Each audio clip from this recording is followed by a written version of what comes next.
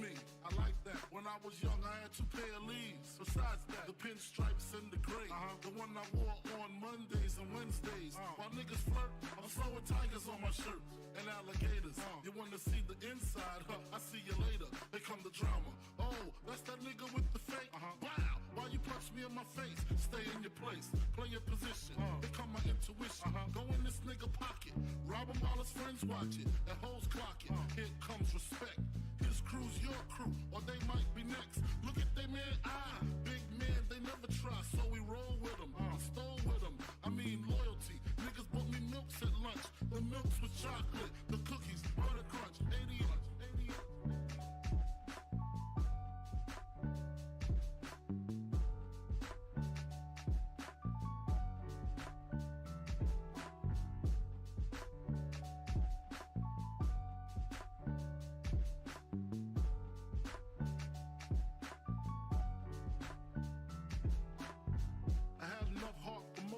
Long as I got stuff for most of them soft.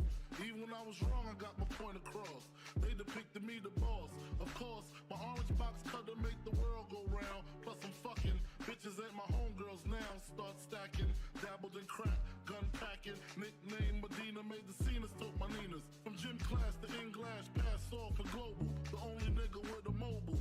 Can't you see like total? Getting larger in waist and taste. Ain't no telling where this felon is heading. Just in case, keep a shell at the tip of your melon. Clear the space. Your brain was a terrible thing to waste.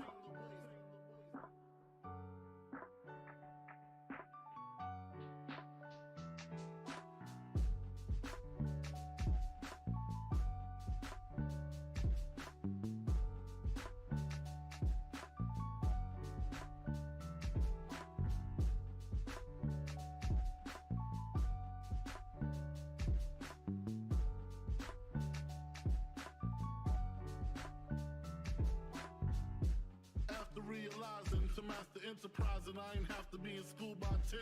I then began to encounter with my counterparts on how to burn the block apart. Break it down into sections.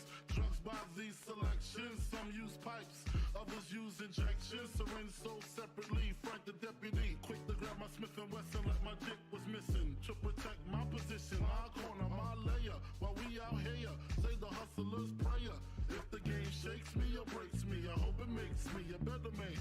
Take a better stand, put money in my mom's hand. Get my daughter this college plan, so she don't need no man. Stay far from timid, only make moves when your heart's in it. And live the phrase, sky's the limit. Motherfucker.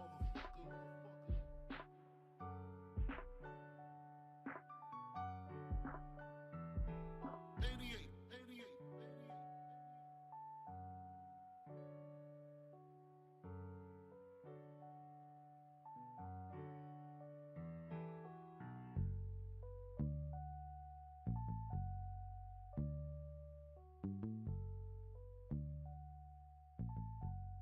And live the phrase, sky's the limit.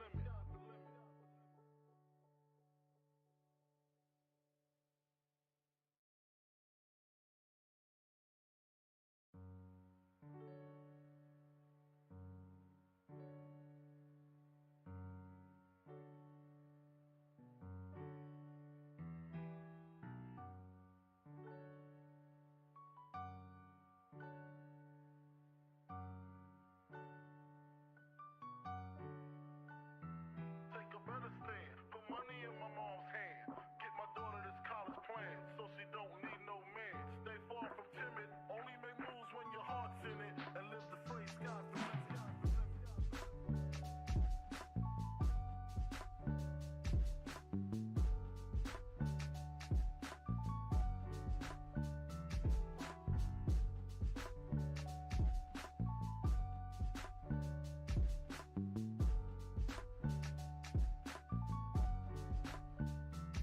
A nigga never been as broke as me.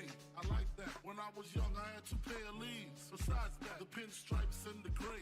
The one I wore on Mondays and Wednesdays. While niggas flirt, I'm throwing tigers on my shirt and alligators. You wanna see the inside? I see you later. Here come the drama. Oh, that's that nigga with the fake. Wow, why you punch me in my face? Stay in your place, play your position. Here come my intuition. Go in this nigga pocket, rob him while his friends Queens watch it, and hoes clock it. Here comes respect.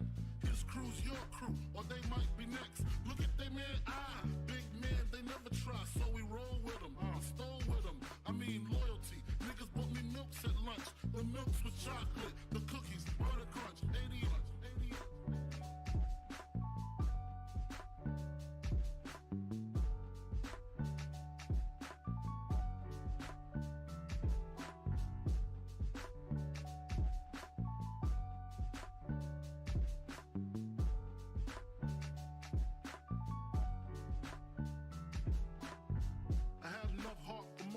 Long as I got stuff for most of them soft.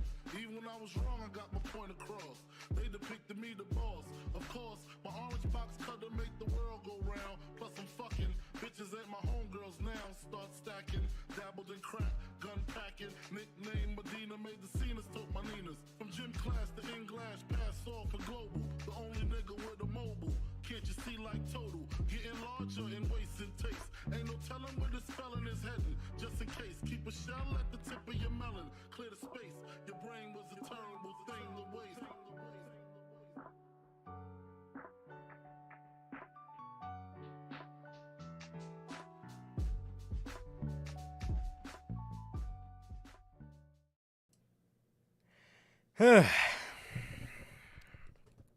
Man. God damn. What is going on, guys? What is going on? Yeah, man.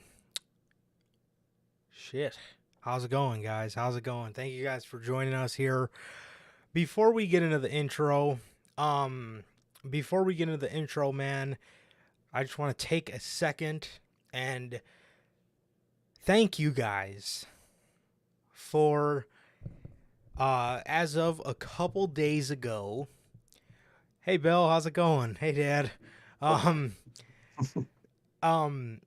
of a couple days ago, thanks to you guys and thanks to your support and the overwhelming support, first off, our Royal Rumble review has passed, or has hit, rather, 2.6 thousand views.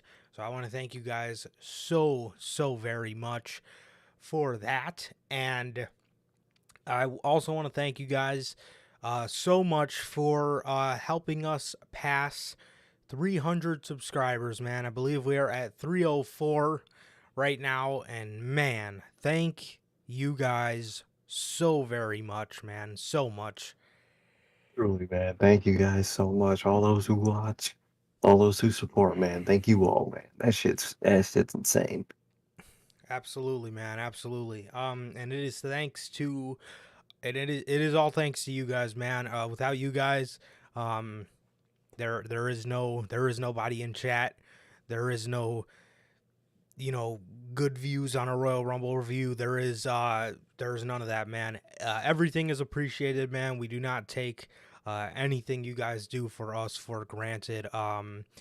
This is for you guys, and this is because of you guys, man. So thank you guys so much, from from our mods to our regulars to people that watch the replays to people that aren't even in chat to people that find our links on Twitter or Instagram or whatever it is, man. Thank you guys so much. Thank you to everybody who has bought a piece of merch. Thank you to everybody who's watched on all platforms. Thank you guys truly so much. It really means the world to me, man. And you guys sure do know how to make me feel pretty cool, man. Because I am not, but you guys definitely make me feel that way. But man, I think Sir K froze.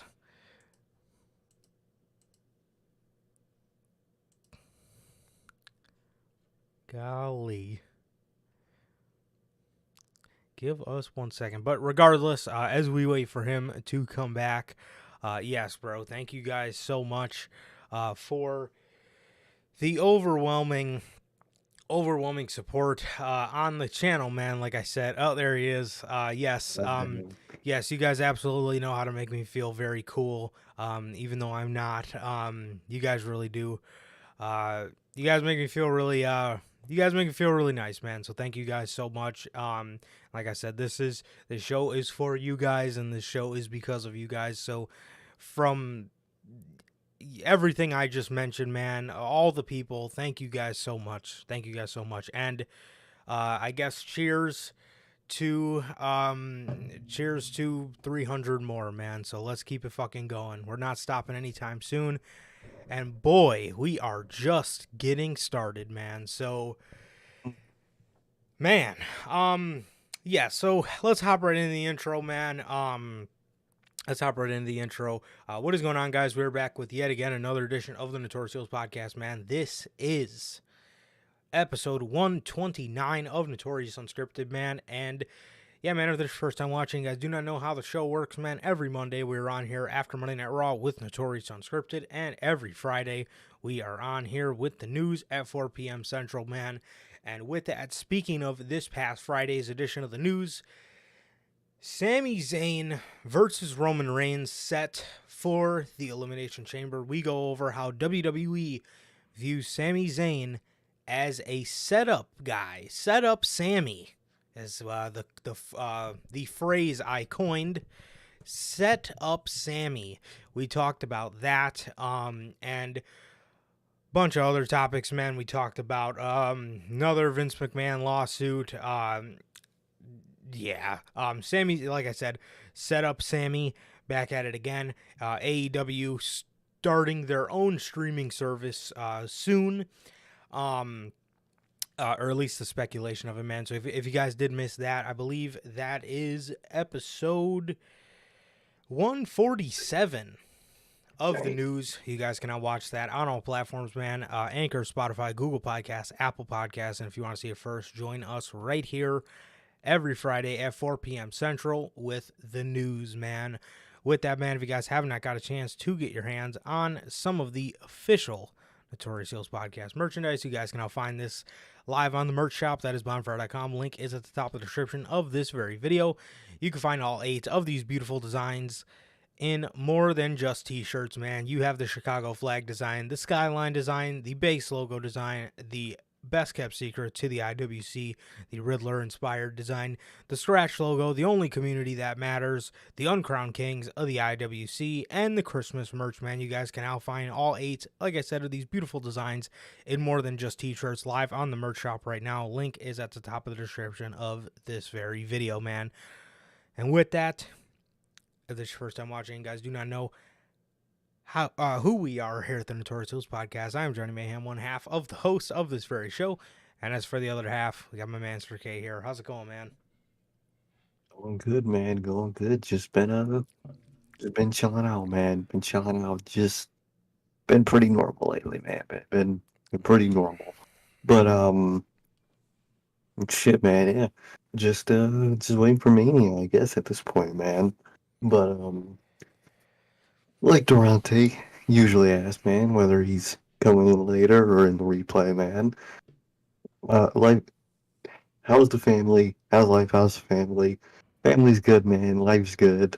What about you, Durante? Everybody in chat, Bell? How you guys doing? What about you, bro? How you doing, man? Man, I'm good, bro. I'm good. I'm ready to get a fucking haircut, man. I've been having my Wyatt family look going for a little too long now, man. But I'm doing all right, man. I'm doing all right. Raw was okay. Oh. Yeah, Raw was all right, man. I got some pretty disheartening news last night. And I wanted to bring it up. Because it just wouldn't feel morally right to myself if I didn't. I found out that a friend of mine that I went to high school with had tragically passed away a couple days ago. I seen everybody that I grow up with posting about it. We didn't here on this channel. We love to absolutely honor people's lives the best way we can, and we love celebrating people's lives in a way that it should be. So we usually like to roll the clip, but unfortunately I did not have a picture of him. But his name was Deshaun, but we all called him Odie, and he passed away. Man, um, it's so crazy. Everybody that knows me knows that I hate death. I like people who do deal with death well. I really commend you because I don't know how you do it. Personally, it's just not my forte in knowing how to deal with. And it always sucks, especially when it's someone that A was so young and B that you almost grew up with. But man, you know, it really sucks, bro. It really sucks. I don't want to sit up here and act like I was his best friend. But man, I sure do I sure do certainly remember him very fondly. He was so funny, man. He was so funny. He was 9 times out of 10, bro. He was the funniest guy in the room. My senior year, we spent quite a bit of time together. Actually, we had a lot of classes together, and we talked so much. My freshman year, I remember him from my freshman year, but I was very introverted my freshman year. I was just going through a lot or whatever. But so I didn't really talk to anybody, let alone him. But my senior year, especially, I tell you this all the time, but when COVID happened, I always, me and you always have always have conversations about how we wish, if there was one year we wish didn't get cut short, it was the senior year because, it was a blast. It was. It was a blast, and to be 100% honest, man, he had a lot to do with a lot of that, man. I'll never forget playing basketball with him. I believe we had second or third we're 3 years removed. I can't really remember. It was second or third period gym. And I'll never forget playing basketball with him, man, and having him in my civics class that I fucking absolutely always was asleep through. But the couple times I stayed awake was because I actually was paired on a project with Deshaun or Odie. So sad, bro. So sad, and it's so tragic. So tragic. Like I said, it really hits close to home because it is close to home. And honestly, bro, to his friends, to his family, I'm really pulling for you guys, man. And my brother, rest in peace, and I will see you down the line, man. So, truly, bro, rest easy, man. Rest easy. Truly, a great guy, great guy. Truly. So with that, now that we got the sad stuff out the way, um, let's talk about AEW Dynamite, man. Let's talk about AEW Dynamite. Man, um,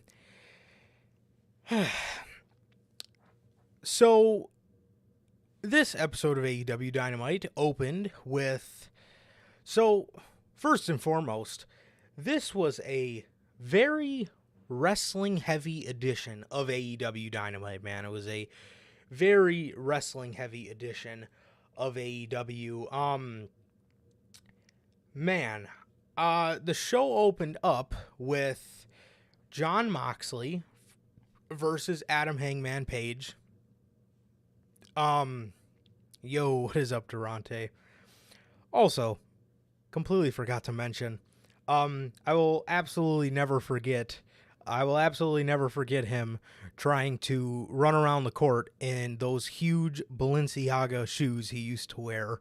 Um, always hilarious to see, man. Always hilarious to see. But yes, I cannot believe I forgot to mention that, bro. But yes, what a great person, man, and truly a life taken too soon, man. So to Deshaun, like I said, man, I will see you down the road, my brother, and I'm man, uh, I'm pulling for your family and your friends, bro. Rest in peace, man. I want to send all my love their way, and yes, truly, rest very easy, my brother. So. Man. Cannot believe I almost forgot the Balenciagas, man. I used to give him shit about those damn shoes all the time. I do not know how he ran in those, but he did it. Um, man. So, so yeah, man. So, okay, so the show opens up, like I said, with Adam Page versus Jon Moxley. Jon Moxley came out with, yo, what is up, Durante? Jon Moxley came out with Wheeler Yuta and his father, Dan. That was awesome. Fucking dad. Bro, Just standing there. bro. That threw me so off guard. I was like, who the fuck is that walking with Jon Moxley? And then Justin Roberts had accompanied by his father. And I was like, oh, that is damn cool. That's awesome. So we got to see Jon Moxley's dad. That was very cool. And I absolutely love how my man was absolutely dripped out in Blackpool Combat Club stuff, bro. I gave that man all the merch. He had the hat. He had the hoodie. He was absolutely dripped out in Blackpool Combat. And the best part was Renee Paquette posted pictures of him and his dad backstage. And his dad was just standing there, just backstage, and he still had all the Blackpool Combat Club stuff on, so it was tremendous. Awesome. It was tremendous. But Jon Moxley was accompanied to the ring by his father here, and he began to put on what was the third, and I do not think final match with Adam Hangman Page here. Regardless, it was still a very, very good one, man. This was a solid open to AEW Dynamite. I believe they opened in the Forum as well. So yeah, man. I mean, these guys always give solid. These guys always give solid openers, man. And it was another great opener for AEW Dynamite. So. Yeah, man. Definitely. It was a really good match, man. I really liked it. I thought that entrance was awesome. Coming out with his fucking dad. Why not, man? That was awesome.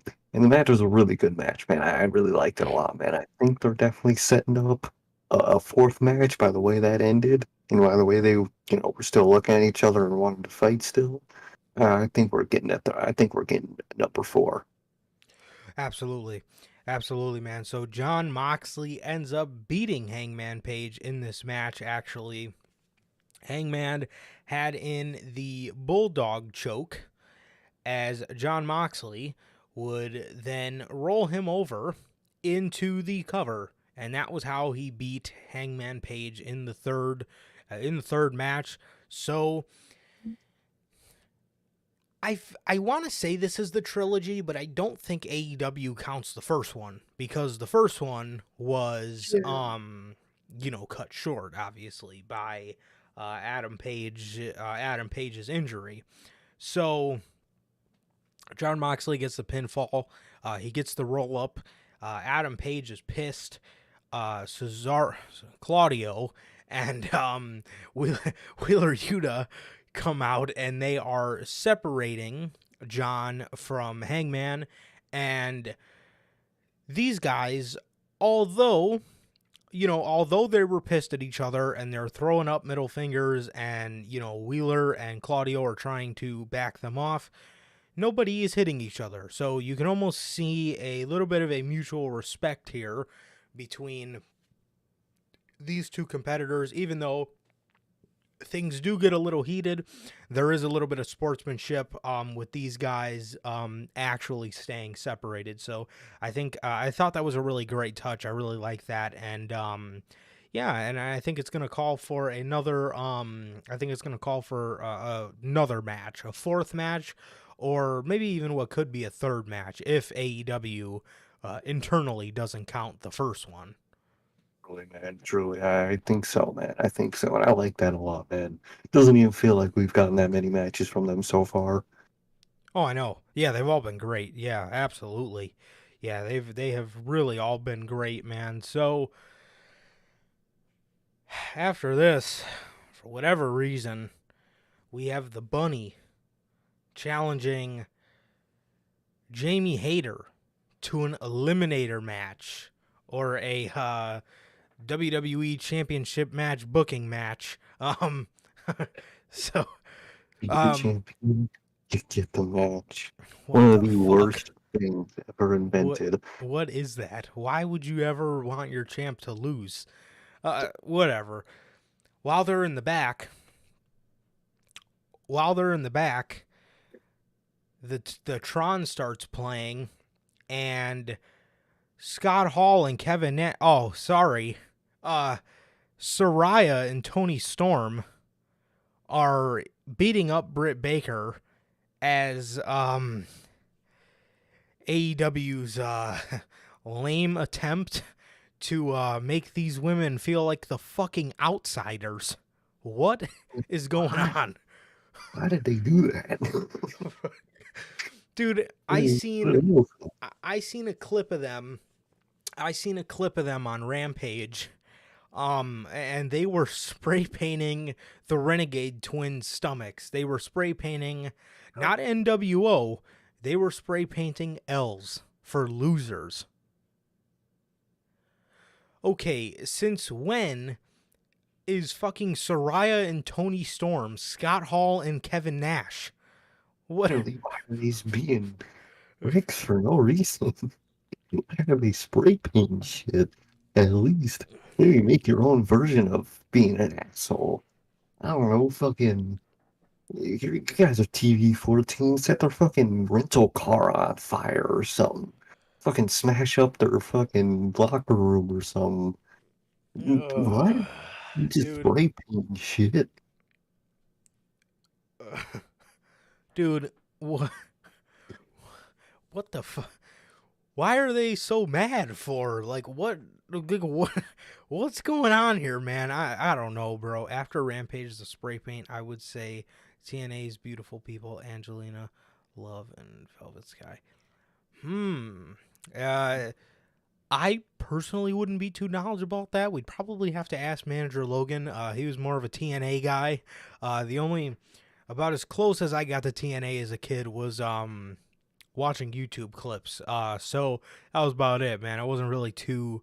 I mean, I did have actually, no, the closest I got to TNA, as a matter of fact, was just random DVDs I would find at like Walmart or like Blockbuster. Shout out to the people who remember or shout out to the people who really remember Hollywood Video.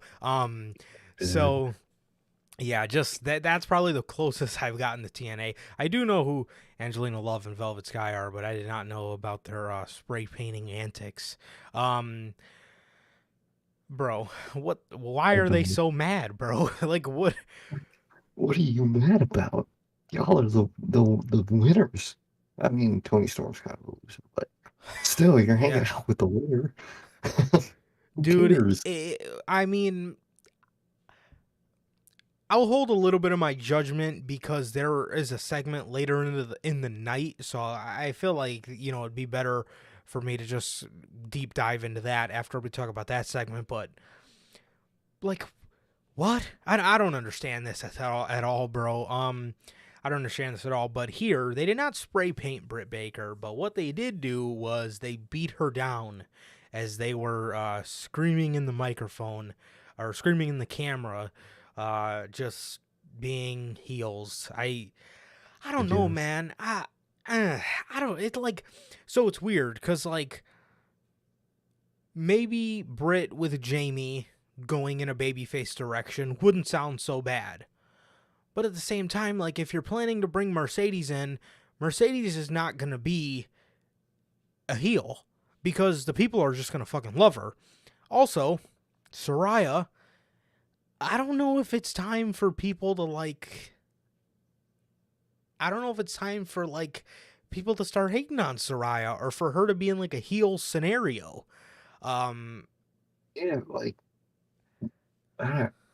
she just came back. What are you mad about? Yeah, I don't know. A little weird. What's going on? I don't get it. So there was that, and then there was the Acclaimed versus Enhancement Talent. I can't remember who they were like a knockoff of. I can't really remember. The something blondes or I can't really remember, but the Acclaim beat them. It was a quick squash. The Gun Club come out there. Daddy Ass is out there, and Anthony Bowens gets on the mic and he starts talking. He starts talking about the Ass Boys. He starts talking about how, he heard their challenge, and their challenge was, they wouldn't be satisfied until they got the championships. Bowen says, you know what? We're the people's champs, so we're going to let the people decide. The people say no, so Bowen says no. They get in each other's faces. Daddy Ass breaks him up, and he says, "Oh, what the?" He screamed something loud enough you could hear it on camera. He said, "Just beat the shit out of each other. I don't care anymore."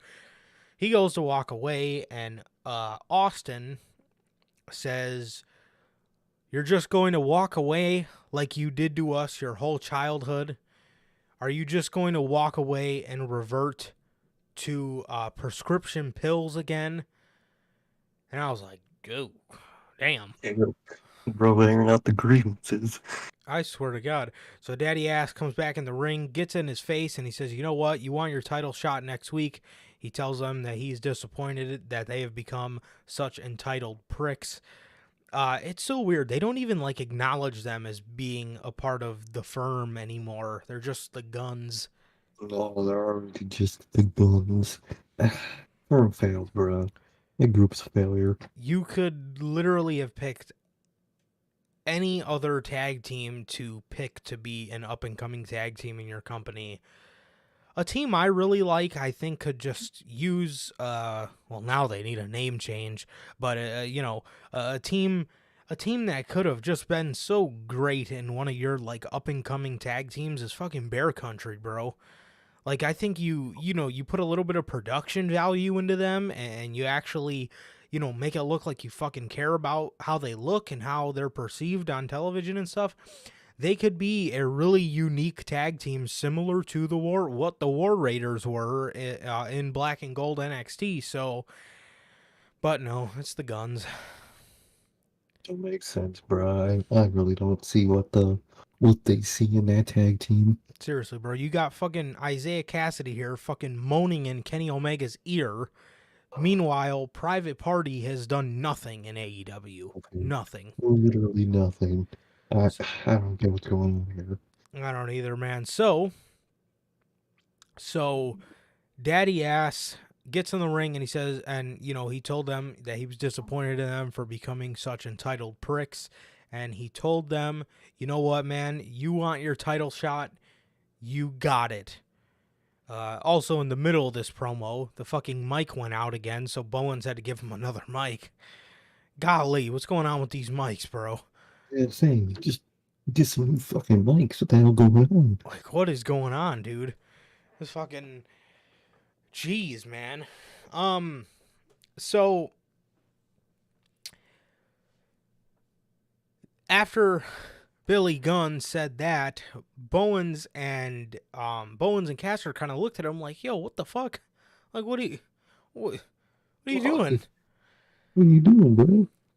Dude, I got a really bad feeling about this, man. Yeah. I got a really bad feeling that AEW is going to mess around and put Daddy Ass back with his kids. I think so, man. He's not going to get his kids over like he did the Acclaimed. However, on one hand, I say to myself, do you break up the Acclaimed and Daddy Ass before the joke runs dry? It's true, to be honest. That is very true. I definitely understand that, man. I can respect that a lot, now that you say it. However, It still doesn't suck. Because the fucking Gun Club suck. The Mid Club. I was going to say, however, if you think that Billy is going to give his kids the rub just because he is now Daddy Ass and he will be going back to his kids, the whole thing is scissor me daddy ass. He's not going to be scissoring his kids. That's not their shtick. So I don't understand how they expect him to get his kids over like he did the Acclaimed. And it got the Acclaimed over because they were already funny and just said that just for fun, just hey fucking scissor me, you know what I mean? And then it just popped off. You know what I mean? The Gun Club don't have that fucking charisma to do No. something like that. Nope. So it's not gonna work. But I definitely understand what you're saying there, and I wouldn't mind that aspect of it. Just end joke before it gets old, man. But damn, the Gun Club, bro. Because you know how AEW can be sometimes with beating the dead horse. They can, yes, they can really, really kind of, and you know, we all love scissor me up, scissor me daddy ass. We all love that shit. They can continue doing the scissors, but you know, just thinking ahead, you know, is the joke gonna run stale with daddy ass? Exactly. You know what I mean? Or maybe you keep daddy ass eventually a part of the thing, and you eventually kind of, you know, lower it down on the scissoring stuff. You know what I mean? So I definitely think that could be like they're, you know, too sweet, but like don't talk about it too much. Yeah. Just do it. Yep. Just do it. Yep. But then again, like I said, or like I was saying, daddy ass didn't necessarily start the scissoring. The Acclaimed were scissoring before he was even involved. So is it worth getting him out of there? I don't think so. Like, I don't... I get, you know, like I said, I mean, I get, you know, maybe wanting to get him out of there before the joke runs dry. But, I mean, is he the reason, or is he going to be a problem for the joke, or is he going to be a cause, rather, for the joke running dry? Probably not. And like I said, I think he, even if they, you know, do want to eventually maybe go heel with the Acclaimed a year from now, or whatever the case may be, I think he can do really good in that, man. I think he can do really good in that. And like I said, I think he serves better purpose to the Acclaimed than he does his kids, because the Acclaimed actually have charisma. Absolutely. And they actually spotlight him correctly. So exactly. It's really, they really play off of each other really, really well. Absolutely, bro. Absolutely. So I don't know, man. I really hope not. I really, really, really hope not. But after this, we got Jungle Boy announcing that Jungle Hook is no more. He said he's done the tag team thing before, and this year he wants to accomplish winning a championship, but only celebrate it with himself. What about him, Jake? I was gonna say, I mean, if I was him, I would want to celebrate the victory with Anna Jay. But I mean, it's his call, man. It's his call. I'm just saying, man.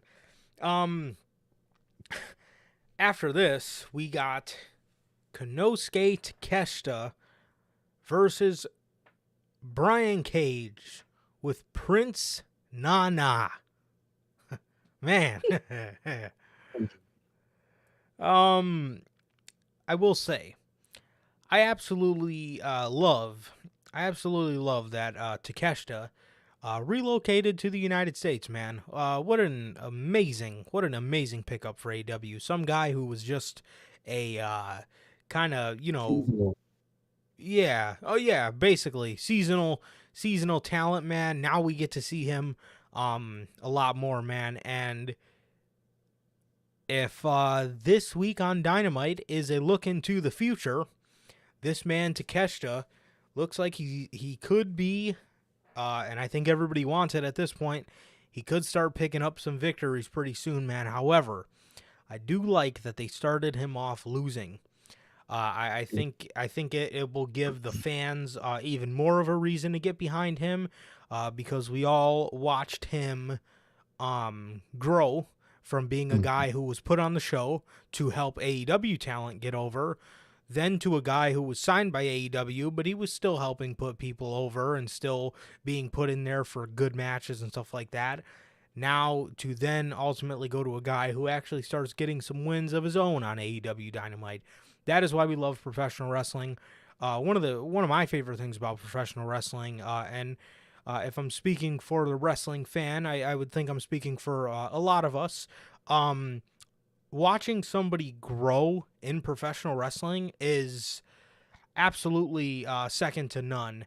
I mean, a lot of the guys we see nowadays, majority of us have seen them grow from the bottom up, you know? Mhm. Literally, man, it's awesome to see, man. It's definitely see, and it's intriguing to go where his character is gonna go, man, because I think it's been on mostly, I don't know if it's BTE or Dark, but Don Callis is constantly trying to talk with Takeshita, man. So I wonder how that's gonna play out, man. Because I don't think he'll turn heel anytime soon. So I'm intriguing what feud that might start. I would love to see him and Kenny go at I it. was gonna say Takeshita versus Kenny Omega. Ooh, That shit sounds fire to me, man. That shit does. absolutely. Absolutely, bro. Yes, Takeshita versus Adam Cole, Takeshita versus Keith Lee, Swerve, Ricky Starks, Chris Jericho, Oh um, man. yeah, Adam Page, CM Punk. Um, I mean, Maybe. it is, Maybe. yeah, I mean, it Go, really is, go. it really is endless, bro. It really is endless. I mean, Mhm. he's got a huge crop of talent to work with. Oh, Takeshita, how could I forget? Takeshita versus Malachi Black. That would be fire, bro. That Oh would my be God. fire. Amazing. That would be amazing. Um, so Takeshita does get the victory against Brian Cage here tonight, or I always say that last Wednesday on Dynamite.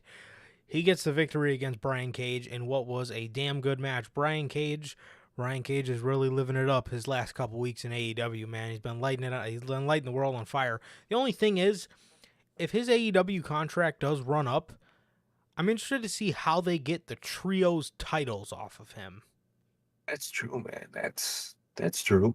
I mean, I'm sure that if worst comes to worst and he gives last notice, like, yeah, I'm leaving and I'm not signing with Ring of Honor, I'm sure they'll just throw a match on Rampage to get the Embassy, to get the tag titles off of them, maybe back onto, I don't know, some random ROH team, Scott Colton or somebody. Um, Cool. Ooh. um, Yeah, I mean, I'm sure they got people over there. Or you could even drop it to AEW people. It's not like that's a Yeah. forbidden thing. You could drop it No. to, 2.0 and Jake Hager or 2.0 and Daniel Garcia. I mean, you could drop it to literally whoever. You have options. Definitely, bro, definitely. Um, House of Black. I mean, we know so many trios, man. There's so many trios to pick from. So, regardless,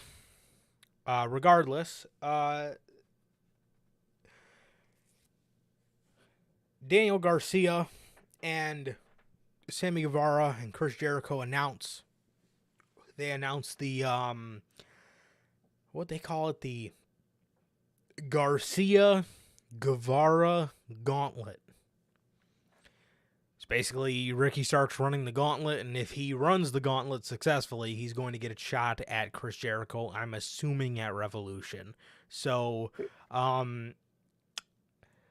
that's that, man. So I think they said he's going to have to go through Cool Hand Ange, then Daddy Magic, then Daniel Garcia, then Sammy Guevara, and then if he beats all them, then he gets Jericho. So obviously he's going to run the gauntlet, and He'll face face. Jericho in the Yeah, end.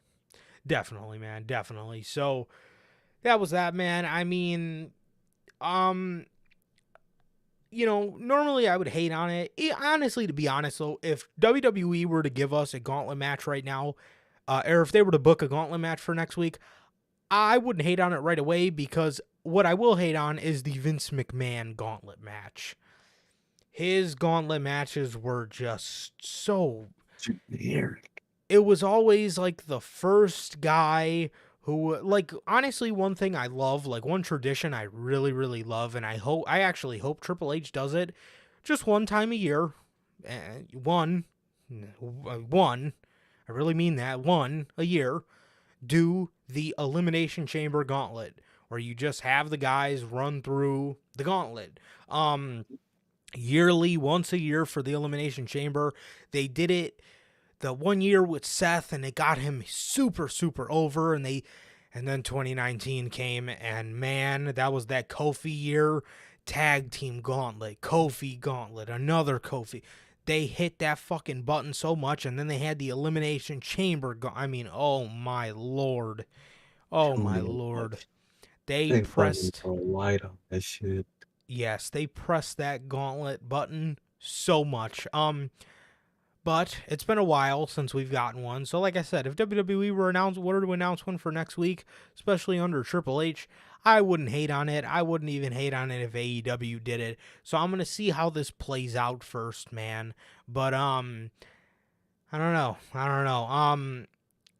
Yeah, I mean it's all right. It's all right. I mean, I'm not like the biggest, I'm not like marking out over this gauntlet match, but I mean it's a way to get there. It's a cool match, bro. I'm intrigued to see how they do it. The one gauntlet match I liked with Kofi Kingston, I think was the one... I think it was just a regular... I think it was the one before the Elimination Chamber that year, where it was just him, and it was... I think it was the week Mustafa got hurt, I think, so he was in the gauntlet match, and he replaced Mustafa Ali. Yeah, that was... The one with Xavier and Big E, that one was okay. I like how the Usos, I like that moment in the match when the Usos dropped out to let them advance. That was pretty cool. But yeah, man. So yeah, that was very well booked. But man, just too much at that point. Just way too much, man. Way too much. So that was that. And like I said, it's definitely a way to get there, and I'm interested to see how AEW does it for sure. Yeah, so I think it'll be okay. Definitely. Next, we got Bryan Danielson. Bryan Danielson versus Timothy Thatcher. Man, oh man, was it cool to see Timothy Thatcher in the ring again. Timothy Thatcher, obviously, I know, I always hear a lot of people, say that, Timothy Thatcher isn't for them. But honestly, like, in a, what can I say? How can I word this? Like, in the world of AEW, I feel like he's a beautiful offset to a lot of the styles we see on their television. And there's nothing wrong with their styles, but I think, like, every once in a while, man, just watching somebody just have just this uncanny psychology for manipulating the joints and just dissecting somebody's, body. It's just... It's a super, super nice offset, man, and it's really, really, really awesome to watch. It is, man. It really is, man. I really like Thatcher, man, and I love seeing him here, man. Yeah, man. I mean, and that's what I love about Thatcher. Thatcher's style is, even though it's not something you want to, jump out of your seat and fucking mark out for. Like, if you ever just want to just sit there and just pay attention to just some great ass fucking technical wrestling, I'll say the same thing with Zack Sabre Jr. Yeah. It's those two, bro. I mean, good God, man. Just fantastic, bro. Fantastic. Man. Hell yeah. So, yes. This match was very, very, very well done. It did see Thatcher. They did see Thatcher trying to work the arm of Danielson here, as Danielson did end up picking up the victory here against Timothy Thatcher. He did, I believe, defeat him with his move he's been using. I don't even know what you call it at this point. It is...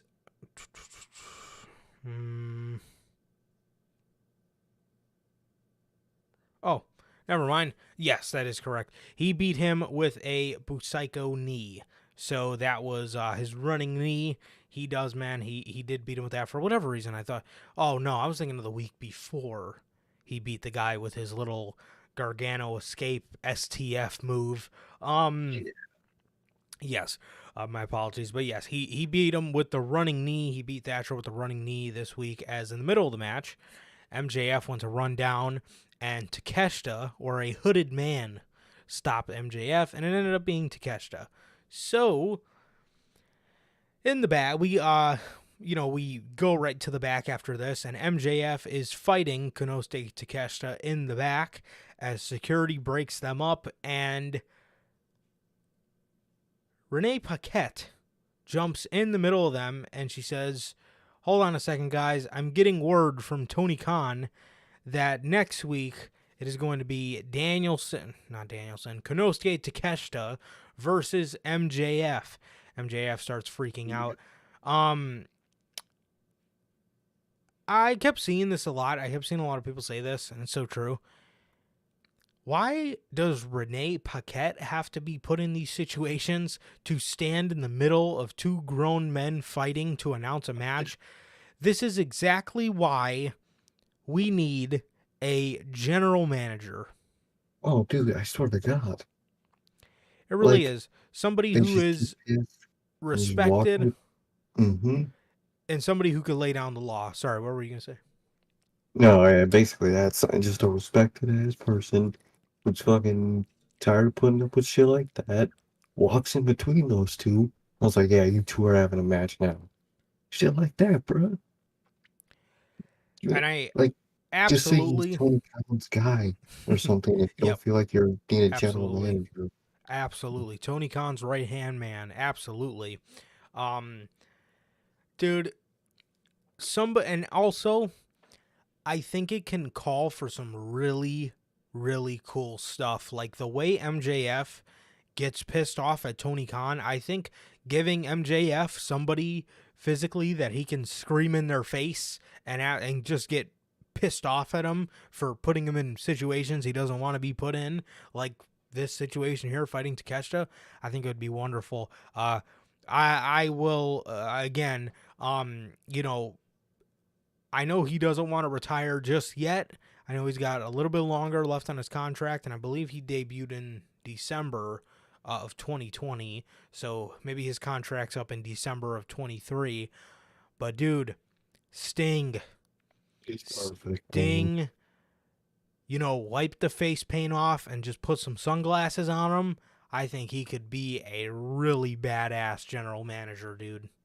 Oh, imagine him in the middle of that segment, pointing the bat at each of them and said, you two are in a match next week.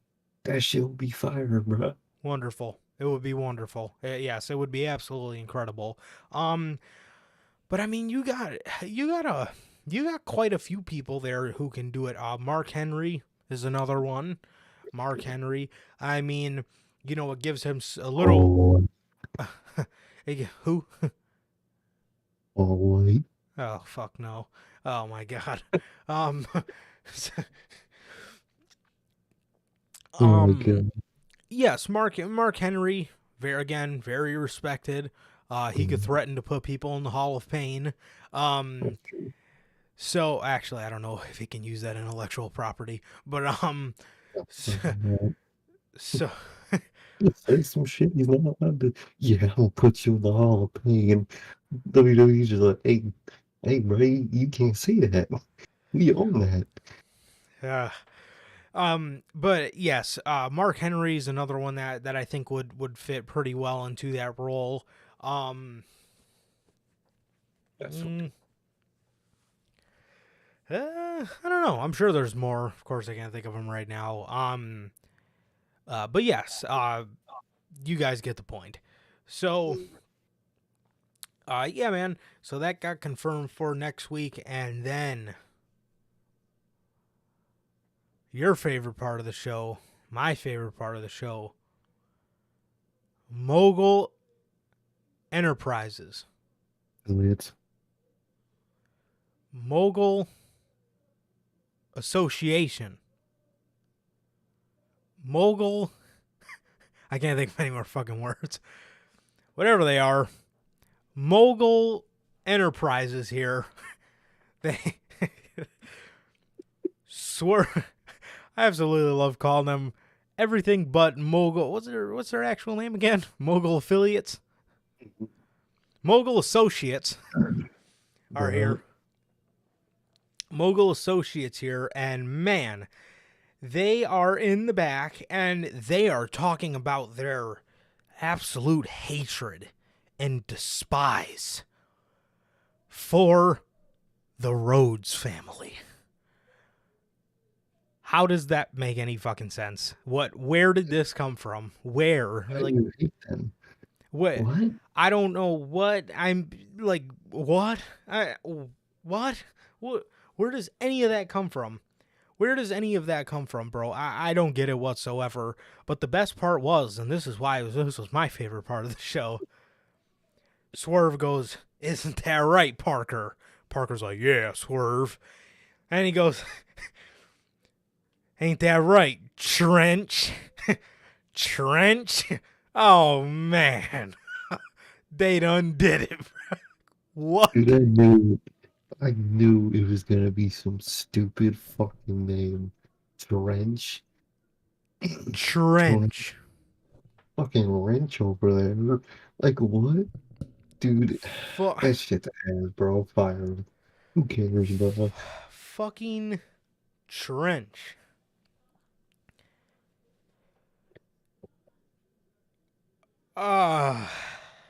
Bro.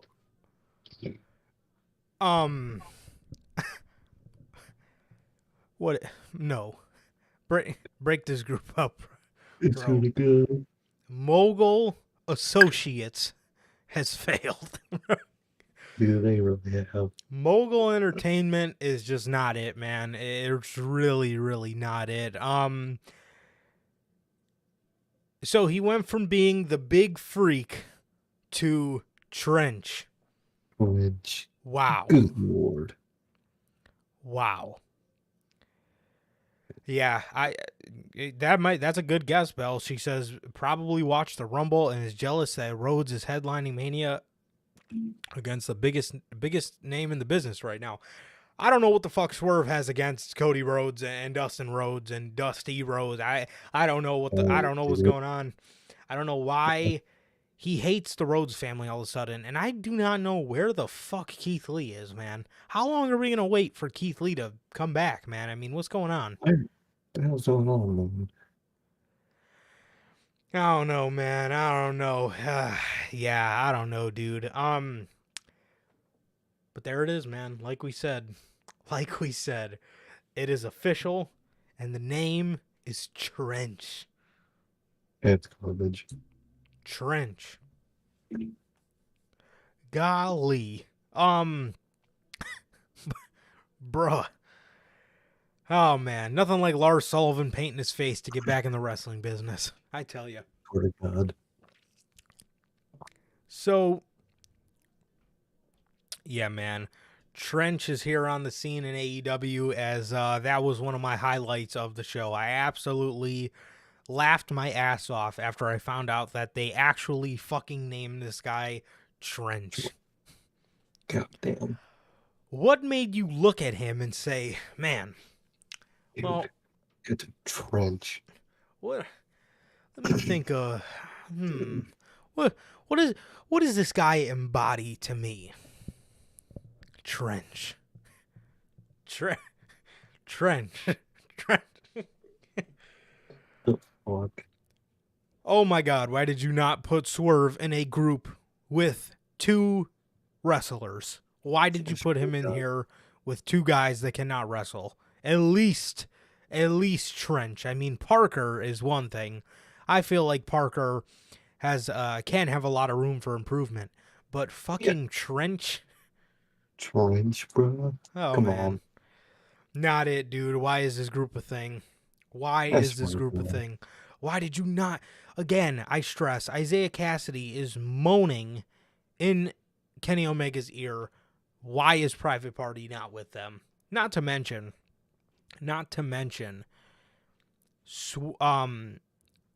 they had a segment on the show. It literally just built to Isaiah Cassidy, Ethan Page, and Matt Hardy versus the Elite on Rampage. Definitely my cup of tea for Oh, yeah. professional wrestling. I Oh, want to see Lord. them face the elite. The fuck? My Lord. MJF goes in to Rush's locker room. He offers him a big money deal to fight Bryan Danielson and be his final challenge for his final challenge for his string of challenges. I believe it was 4 weeks of matches he had to go through, and yeah, man, Rush is the final guy. He went in there and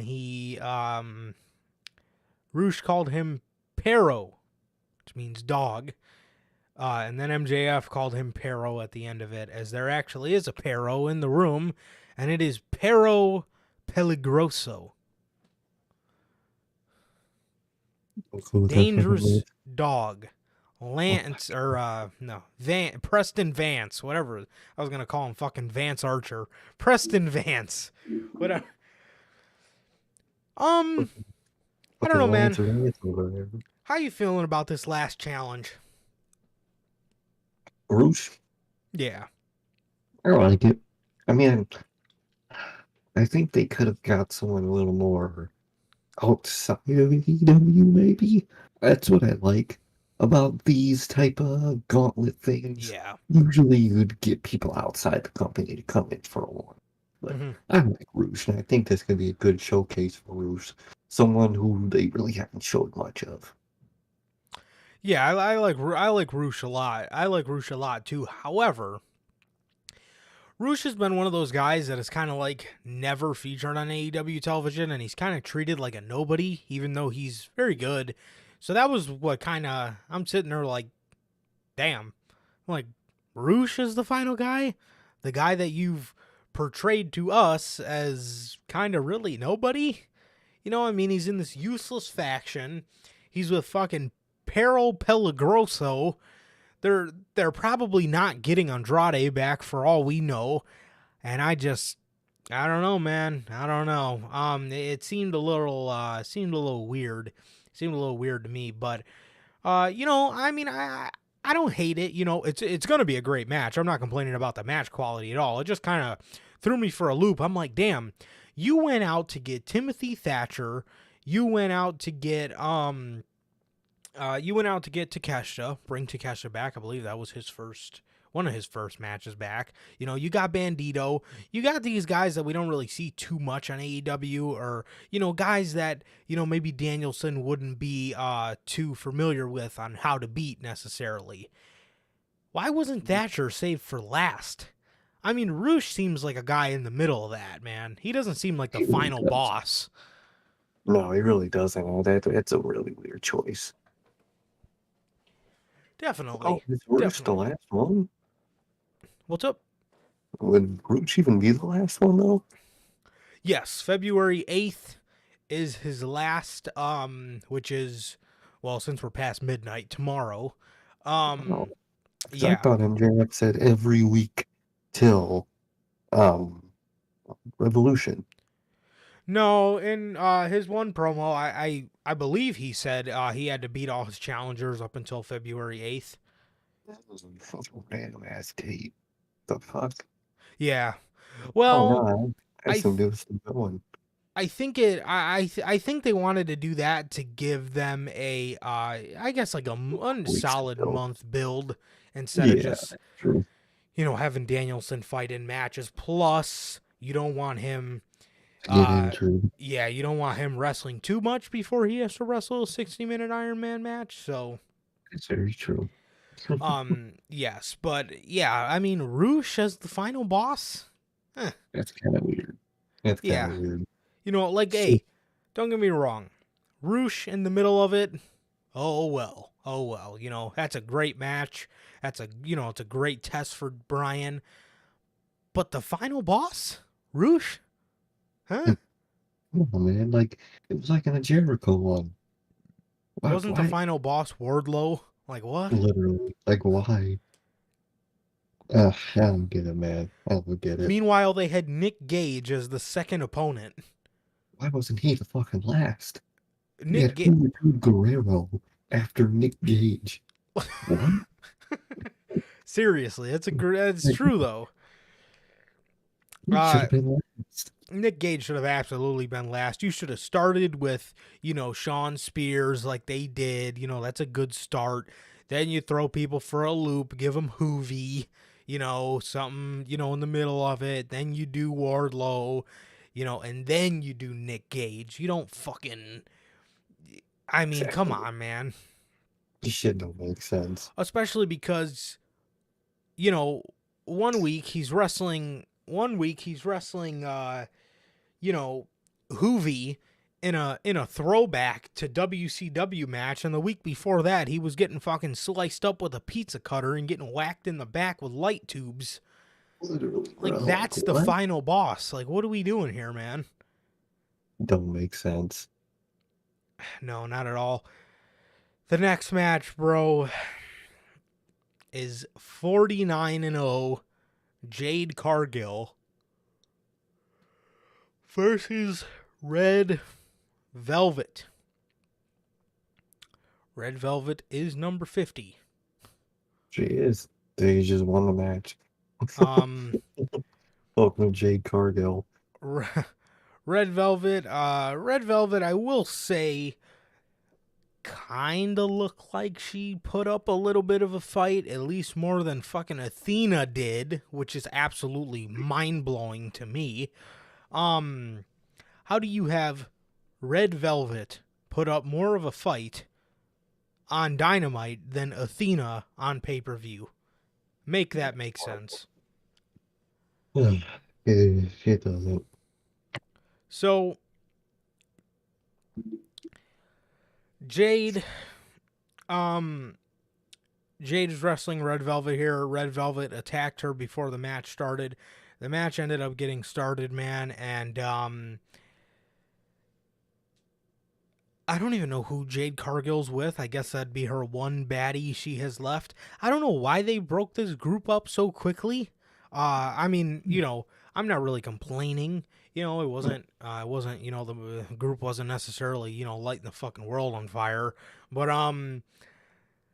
it just seemed yeah, I mean, they put this group and which is real weird because Red Velvet came into AEW hating Jade Cargill. That was her first opponent.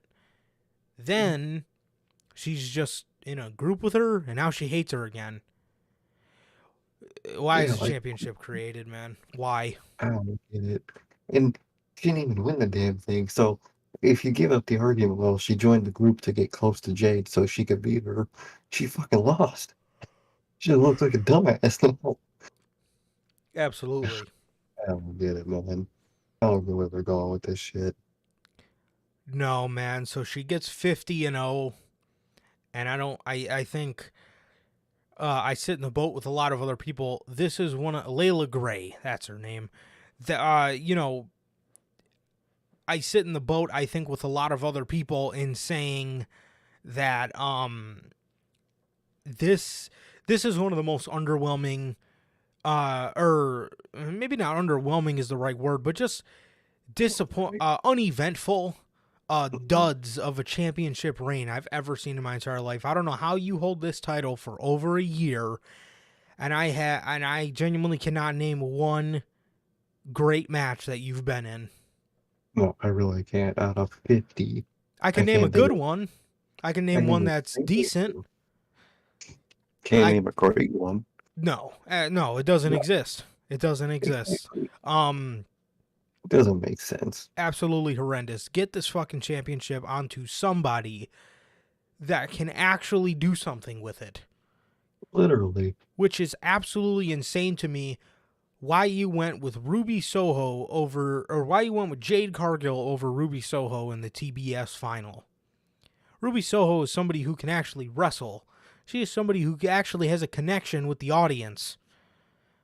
What is Jade Cargill? She just goes out there, wrestled for about fucking 8 minutes tops, and then she holds her championship up like she's fucking Roman Reigns. Like, come on, man. I don't get it, bro. Honestly, Dude, I'm telling you, I can't remember a single thing that that group has done. Not a single thing. nothing. Nothing at all. Nothing at all, bro. After this, we go into the back, and Britt Baker is getting her eyes checked after her vicious beatdown by the Outsiders later in the night, or earlier in the night. Jamie is back there with her, and Ruby Soho comes up, and she's asking Britt if she's okay.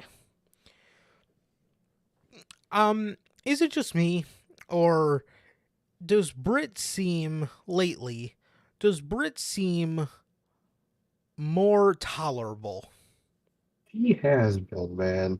I think she's actually genuinely taken a step back and just playing a part in this story, man. She's not the center of the story. She's just a part of it, man. And that's very good to see, man. She's been tolerable lately. I haven't minded her at all. We still see her every single week, Right. which is a little annoying. But she's overall, it's not all about her right now, which is very nice. Definitely, dude. Definitely, it is. It is really nice to see. It is really nice to see. Um, so Ruby comes up to her in the back, and she says to her, she asks her if she's okay, and Britt was not having any of it. She accused her of Soraya and Tony Storm, the outsiders, the new outsiders. She accused her of them being her friends. Ruby tried to tell her, like, look, I don't have anything to do with them. But they didn't really want to hear much of it. And I could see a almost a team WWE versus team AEW type deal going on here, man. Whether Ruby does turn heel and form this this new women order, the NWO, The or NWO. either that or she actually stays on the AEW women's side. I could see I could see it going either direction, to be honest. I really could. I could see it being shocking, and she does join them because she's tired of being mistreated, quote unquote, by the AEW women. And I can Yes, see her sticking with them because she fucking not really a fan of the other company she came from. So definitely. I could see it going either way, man. I just hope Ruby gets some spotlight, man. I saw she got a new shirt on PWTs, man. It's like knuckle tattoos of Ruby Soho. Thought that's really cool, man. Ooh, Do good with her, man. Please. dude, Please do good with her, bro. She's like my favorite on that fucking show. she genuinely is. I do not have any AEW women's figures. Once I seen that Ruby Soho one, I was like, well, this is the first one. I love Ruby Yeah, Soho, man. I think she's she's one of fantastic. bro. She's one of the best. Absolutely. Absolutely, man. And in the main event, we got Darby Allin versus Samoa Joe. Darby Allin makes his entrance to this match. This is a no holds barred match.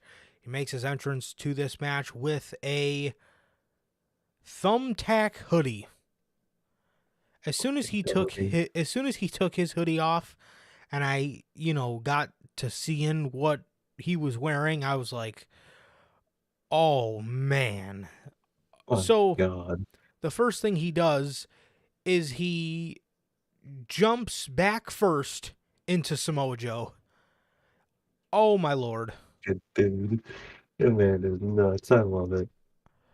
Darby, oh my god, bro. That was just that was, oh God, That's brutal. and you could see Samoa Joe, like, his whole side was it was all red, and oh God, I was like, oh man, I felt bad for him, bro. I really, really did.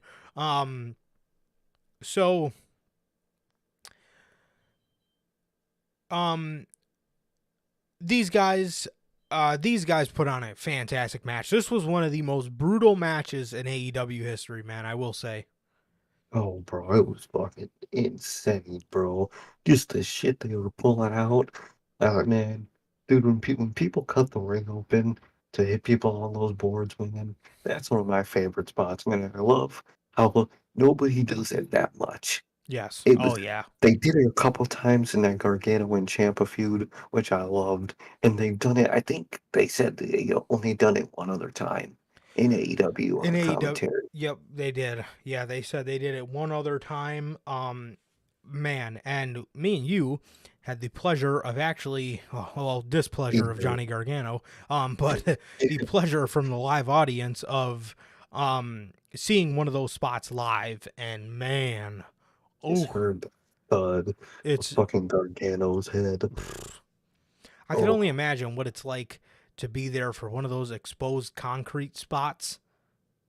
You'd you probably just sure hear fucking fucking, slap. ugh, Oh, God. dude, that's brutal as fuck. I love it. I love this match, bro. It was genuinely one of my favorite matches I've seen on AEW TV, man. These two, Oh, man, these two are, and it they're amazing sucks, pairing. yes, because Darby said before this, this is the last chapter for these guys, so whoever loses doesn't get a rematch, and unfortunately, this is the end for these two, man. But my God, has it been an enjoyable run? Me and you were huge advocates of their random TV match they had, Yeah, um, because it was because AEW 9 times out of 10 is gonna put a guy that you care about against a guy who you can give fuck all about, but not in that case. And ever since then, man, Tony Khan kind of knew he had something in these two, and he went with it at least up until now. And I don't know what the thought process behind having this end was, if I'm being completely honest with you. and I'm telling you, man. Oh God. Oh yeah, Gargano's gonna go nuts in that fucking chamber. He's gonna do some crazy shit, man. He'll take the craziest hit of the night. What did Mauro Ranallo say? He said, well, what did he say against Andrade? It was one of the hardest lines. It was something about we need to save Johnny from himself because he's willing to do whatever it takes to win. I can't remember the exact line, but I remember him saying something along the lines of when do we stop this and save Johnny from himself? Oh, amazing. Literally, man. Whatever my lady piece starts playing. Oh. Bad joke. I had to, bro. I had to, you know me. But, but definitely, man, Morrow. Man, I miss Morrow, man. Oh my God. Damn, dude, where's Morrow at, bro? Dude, if Mania Bellator. season comes and goes, true. If Mania season comes and goes, and Vince isn't back, and he actually, is staying back, dude, get Morrow on Yes, WWE, bro. Dude, please. I would love that shit so fucking much. I definitely, mean, dude. Imagine Pat McAfee and Michael Cole is a phenomenal team. mhm, Corey Graves and Mauro Ranallo would be great. Now, the only thing there yeah, is I don't really know if those two like each other, but if Corey Graves can't apologize for saying something that was completely rude of him, because Mauro Ranallo, listen, I like Corey Graves. Mauro Ranallo is fucking 1,000 times the really, commentator Corey Graves is. That's just how it is. And I think oh, Corey's great. Um, I think Corey's great. Under the right leadership, I think Corey's fantastic. Obviously, under Vince, I thought Corey sucked. But oh, blue under Vince. Dude is under fucking chill. yeah, man. But Corey Graves kind of plays Corey Graves can't even really, let himself shine as a heel commentator because not a heel commentator, or I'll keep using the analogy of a Triple H heel commentator because Mhm. Triple H's heel commentators, they do give a sports feel, but they tend to lean towards the bad guys. It's not like a Vince McMahon heel commentator where the Well, dude on the mic is just a dick for no fucking literally reason. just hating on baby faces. Just, oh, this person sucks. Like, Like, dog, what? it doesn't, no, you want your commentators to boost your show. You don't want them to drag people down. It doesn't make any sense. But when Corey Graves, it wasn't that Corey Graves hated the baby face, but it was that he just loved the heel. And he understood it, and it makes sense because Corey Graves was a wrestler, so he understands, kind of Mhm. the heel. You know what I mean? And I love it. And Mauro Ranallo as your play-by-play, who is kind of gonna be your guy there to get your baby faces over, and not cheerlead them, but definitely help them out. Believe it then. I will say though, whatever happens, there definitely needs to be some off-screen apologizing if there hasn't been yet, because what he said Literally. was absolutely just completely fucking ridiculous of him, knowing what that poor man goes through. It was absolutely selfish and just fucking inconsiderate of him to say that. And also, this man is hating on one of the hardest lines I have ever heard, bro. During the show he called Mauro Ranallo out on was the show we heard Mauro Ranallo say, "You don't want no problem with Lee." Bro, That's what that is fuck. one of the Fuck. hardest Fuck. fucking Keith Lee lines I've ever heard on commentary, dude. I mean, come on. That shit hard as fuck, man. That is true too. Corey Graves can't even, do his role right now because he's kind of just gotta fucking hold the hand of fucking Kevin Patrick. Mm, yeah, I mean, get Morrow, man. Get Morrow. That's what I gotta Also, just get.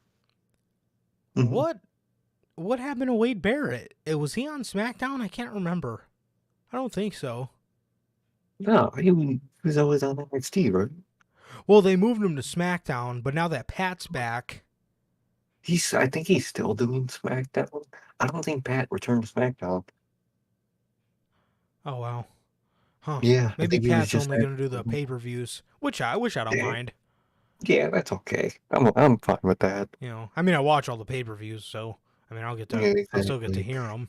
And I like Pat, Corey, and Michael. That was really good. That's funny, man. I like that. I like that. I But like that pairing. yeah, but soon it could hopefully be Cole, McAfee, and Ronaldo. Ooh, That would be really good. I would like amazing. that a lot. The hype between McAfee and Morrow would be insane. They'd be Yes. Oh going my fucking God. nuts. Michael Cole would be having the most fun he has ever had in his entire Oh, career with those guys. I swear to God. Just have two fucking marks sitting to the left and right of his ass. Yeah, man. So how did we get on that topic? Gargano Oh, and the main event. Them I think so. exploding wood. Yes. So yes, this match was absolutely insane. Samoa Joe, there was a point in this match, Samoa Joe threw Darby Allin over the top rope, and my God, he spun out of the ring so fast it was insane. Darby gave Samoa Joe a coffin drop with his hoodie. This fucking chair, man. This hoodie. I just consistently see myself just getting lower and lower. So he gave him a coffin drop with his thumbtack hoodie on, and that didn't work. So then he starts cutting the ring apart. Oh boy. It was fucking awesome, man. I love that shit. Absolutely, man. Darby Allin would then cover a chair in his hoodie and smack Samoa Joe over the back with it. Samoa Joe would then catch him up and give him a muscle buster off the top rope, or off the second rope, on bare ass wood. Oh, My God, man. I mean, Although I wasn't necessarily a fan of the ending, man, it from a match standpoint, I understand why they ended it that way. That's a respectable way to me. You end that. Yes, definitely. So that makes me wonder. Mhm. It was a great match. First things first. Why the hell? Why the hell did you put the championship on Darby Allin in the first place? Dude, Just to have him what? hold it for 3-4 weeks? Yeah, not really the biggest fan of that. Um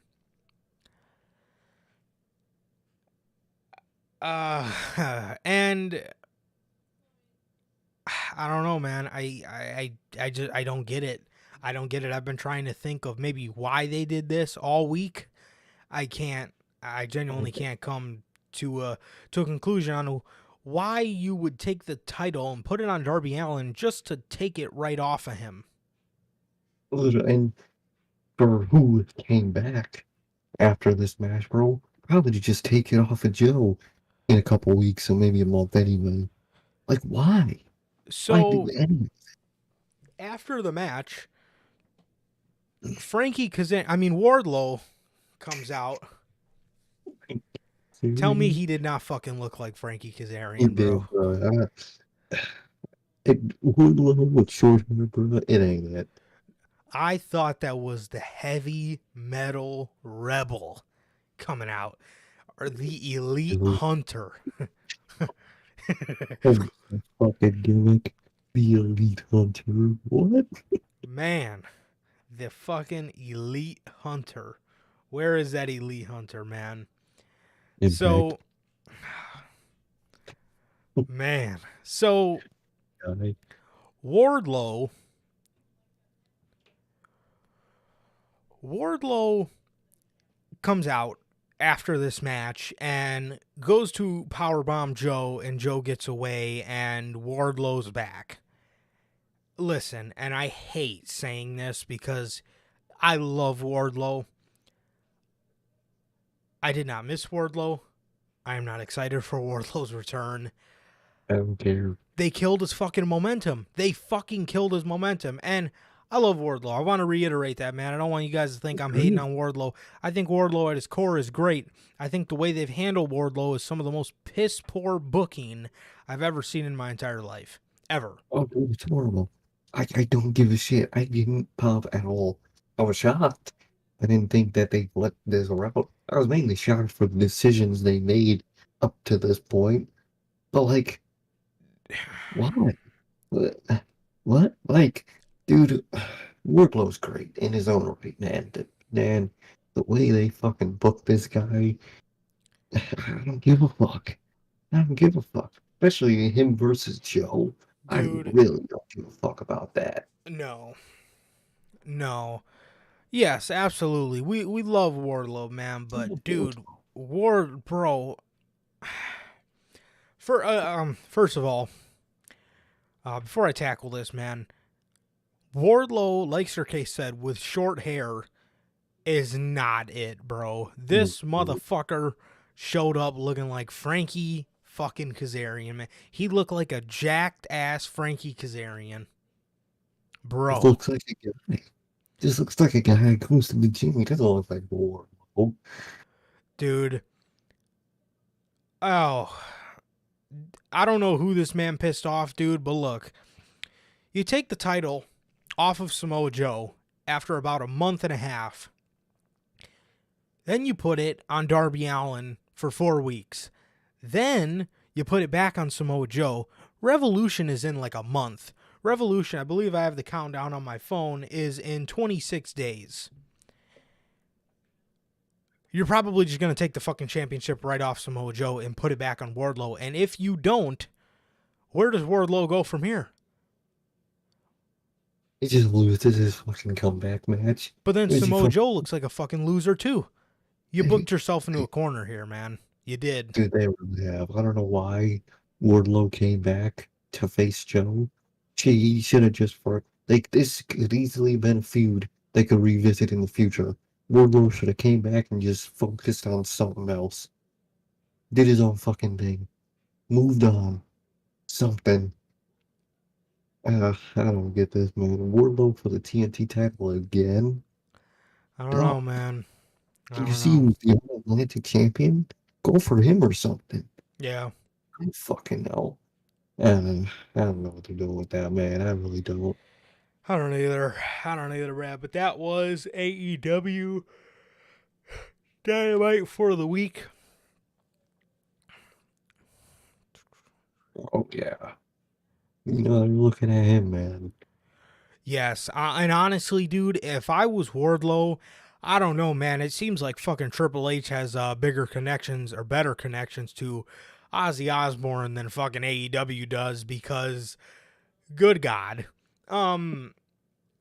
Bro, So, imagine we get Wardlow, and that's his real last name, so I don't think AEW can copyright that. We get Wardlow in AEW, and he's coming out to fucking War Pigs, man. Answer my prayers, will ya? Golly. God. Because Tony Khan fucking won't.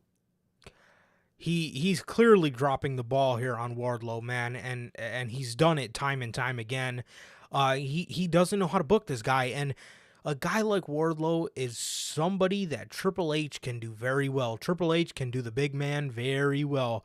I guarantee you, in a couple months' time, Bronson Reed will be looking great. We've seen what he's been able to do with Killian Dane, and if he knows it's an AEW guy that he can come in and repackage and do all these different things to, man, and you know, really WWE-ify him in a good way, in a Triple H way, I think that's honestly better off for Wardlow at this point. At this point, it fucking might be, man. It might be. So I definitely hear what you're saying there, Bill, and honestly, in some sense, I definitely agree with you.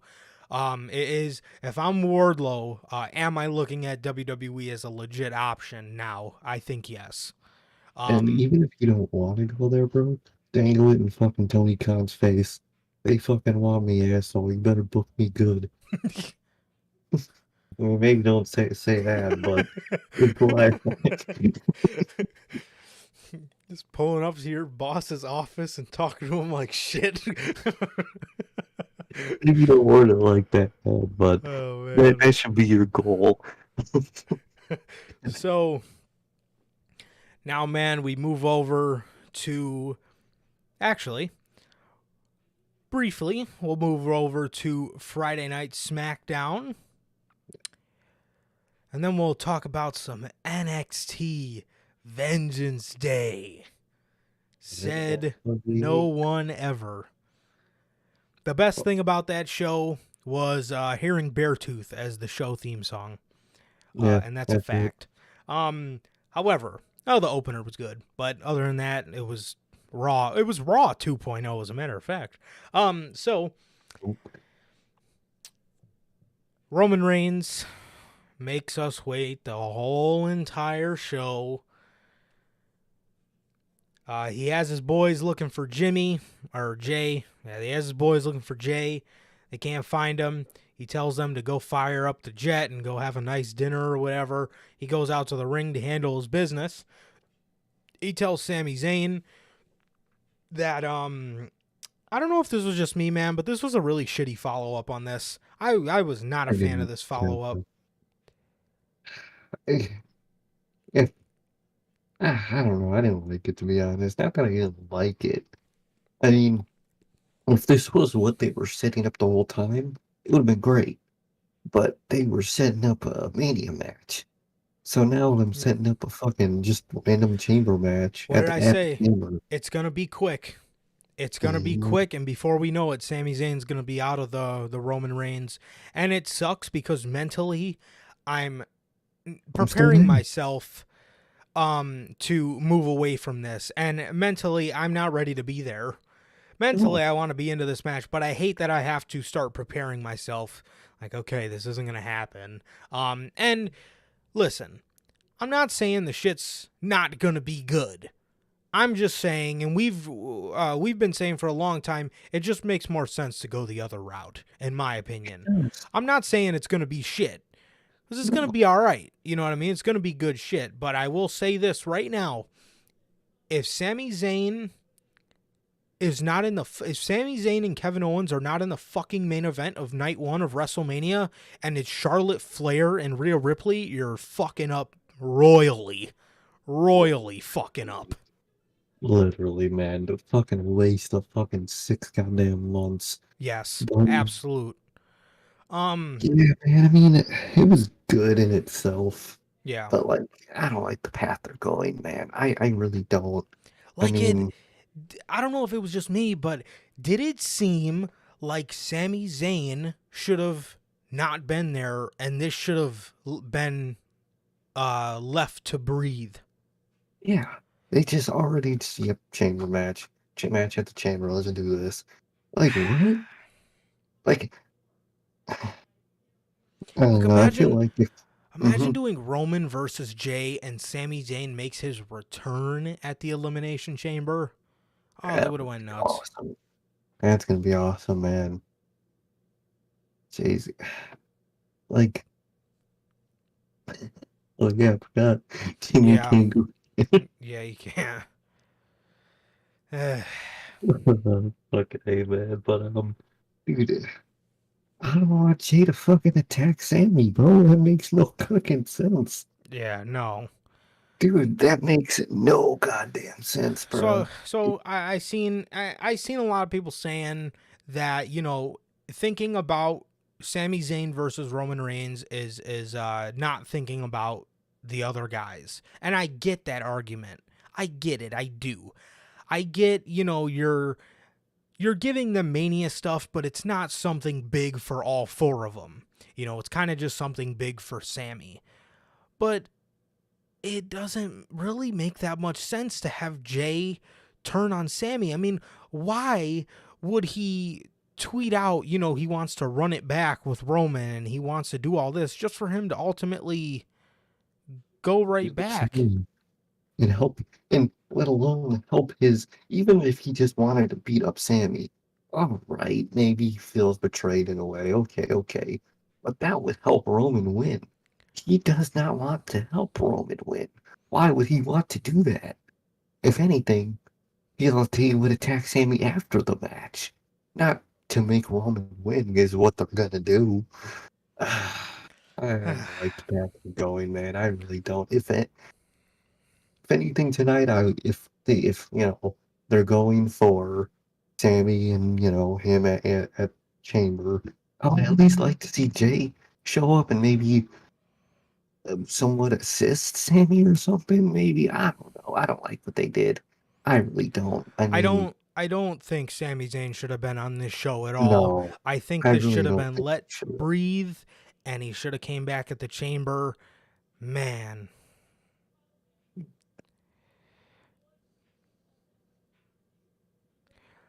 I definitely, and look, I see your guys' arguments, and I hear you. I really do. I really do. I hear you guys, man. But I think just personal preference, and that's okay. And another thing, for people that I see fighting about this, it's absolutely ridiculous to me because we're not necessarily fighting over. This is one thing I love about you know, kind of where this Roman stuff is headed.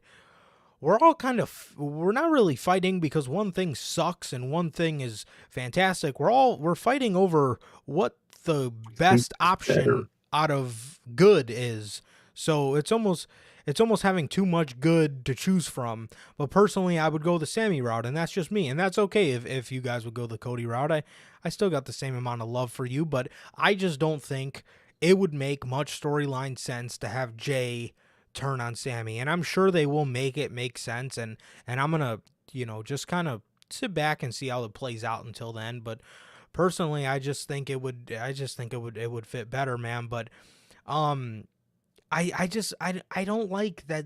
Especially after hearing that they just think of Sammy as a setup guy.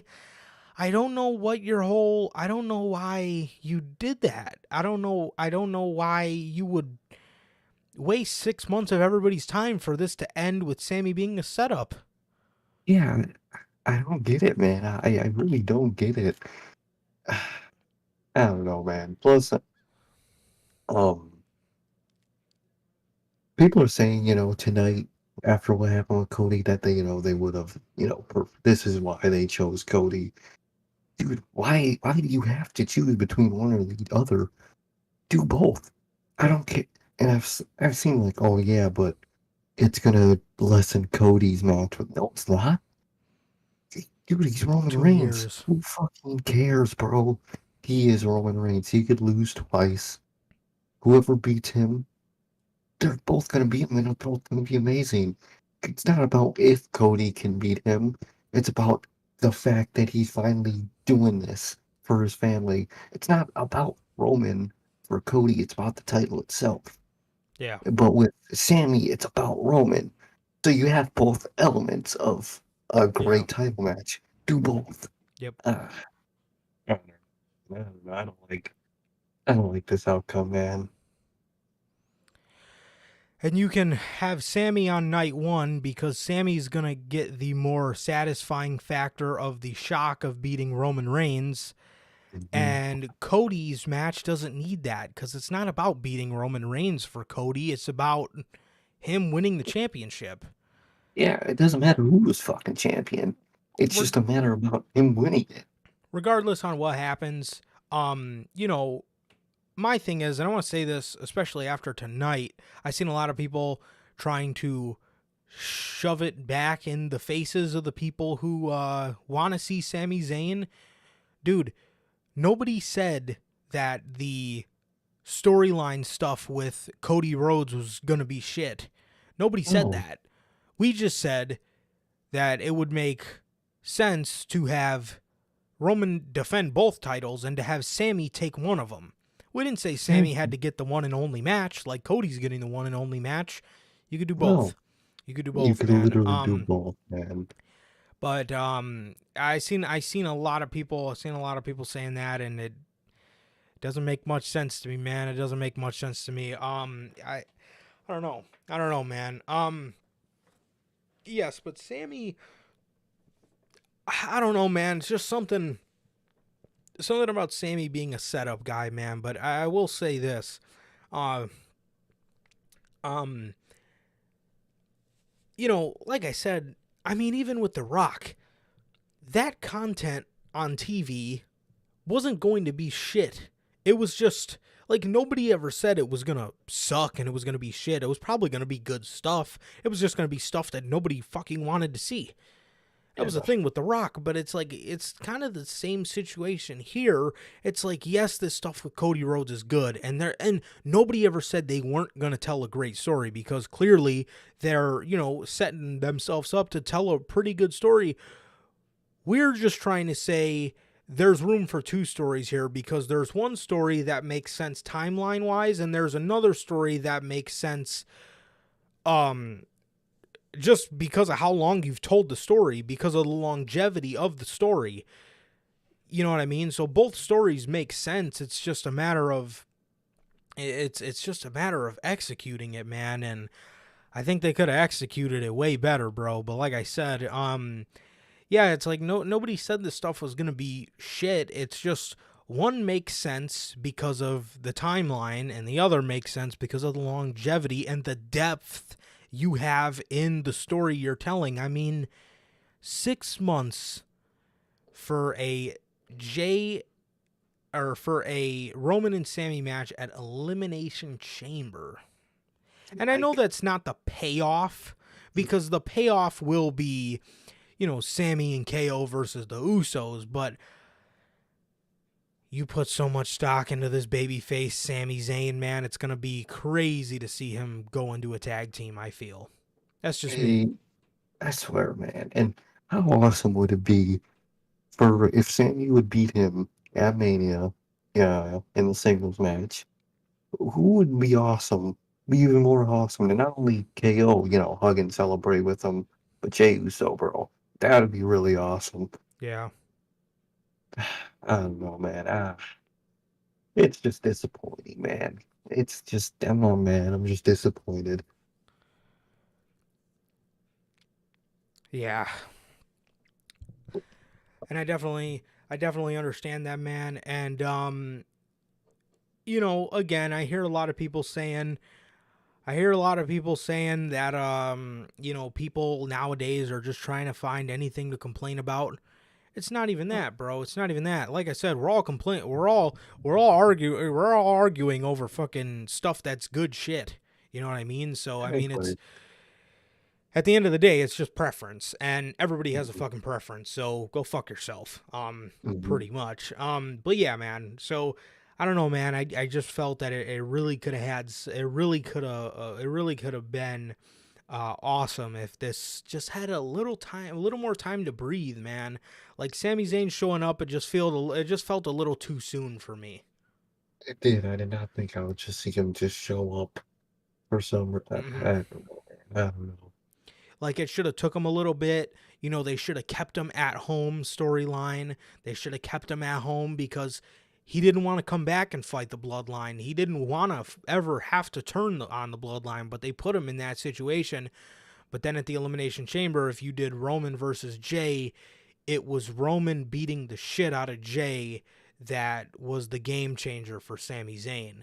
Because Sami was like, man, this is my dog, as he says. You know, I'm not just gonna watch him get done up like that. So that's where he returns in Montreal. So I think you could have told a really, really nice story there, man. But not to say the story they're gonna tell with Cody Rhodes is shit. Um, but we know how this goes with Cody Rhodes, man. They will turn on this man. Dude, all I see are tweets of people saying fans haven't turned, blah, blah. Dude, it's gonna happen. Yes. I can guarantee I will put money on the fact that by at least SummerSlam, fans will fucking want that title off him so bad. That's just how it is, bro. That is just That's how it is. It's not nothing against Cody or it's against the way Cody likes to present himself. yeah, because Cody, he kind of does it to himself sometimes, in a way. Like, dude, just be a fucking bad guy. I mean, Yeah. dude, ever since AEW's creation, this man has to be Mr. Goody Two Shoes. Dude, I was just thinking about this the other day. My favorite version of Cody Rhodes, although I really love the first AEW version of Cody Rhodes, my favorite version of Cody Rhodes gotta be that New Japan heel run, bro. He Yeah. was such a fucking asshole. I love it. Hmm. I loved it. Yeah, it was awesome. It was awesome. So Monday Night Raw, or as AJ Styles would say, we miss you, AJ. I swear. Roll. Raw. RAWL. Roll. Show opens up with Edge and Beth Phoenix. We got Edge cutting a pretty damn good promo about how, you know, the Judgment Day is his fault and how he wanted to start a crop of talent that he thought were, you know, not getting the shine they deserve, and he wanted to give them that shine, and he did. And he said, you know, he was right.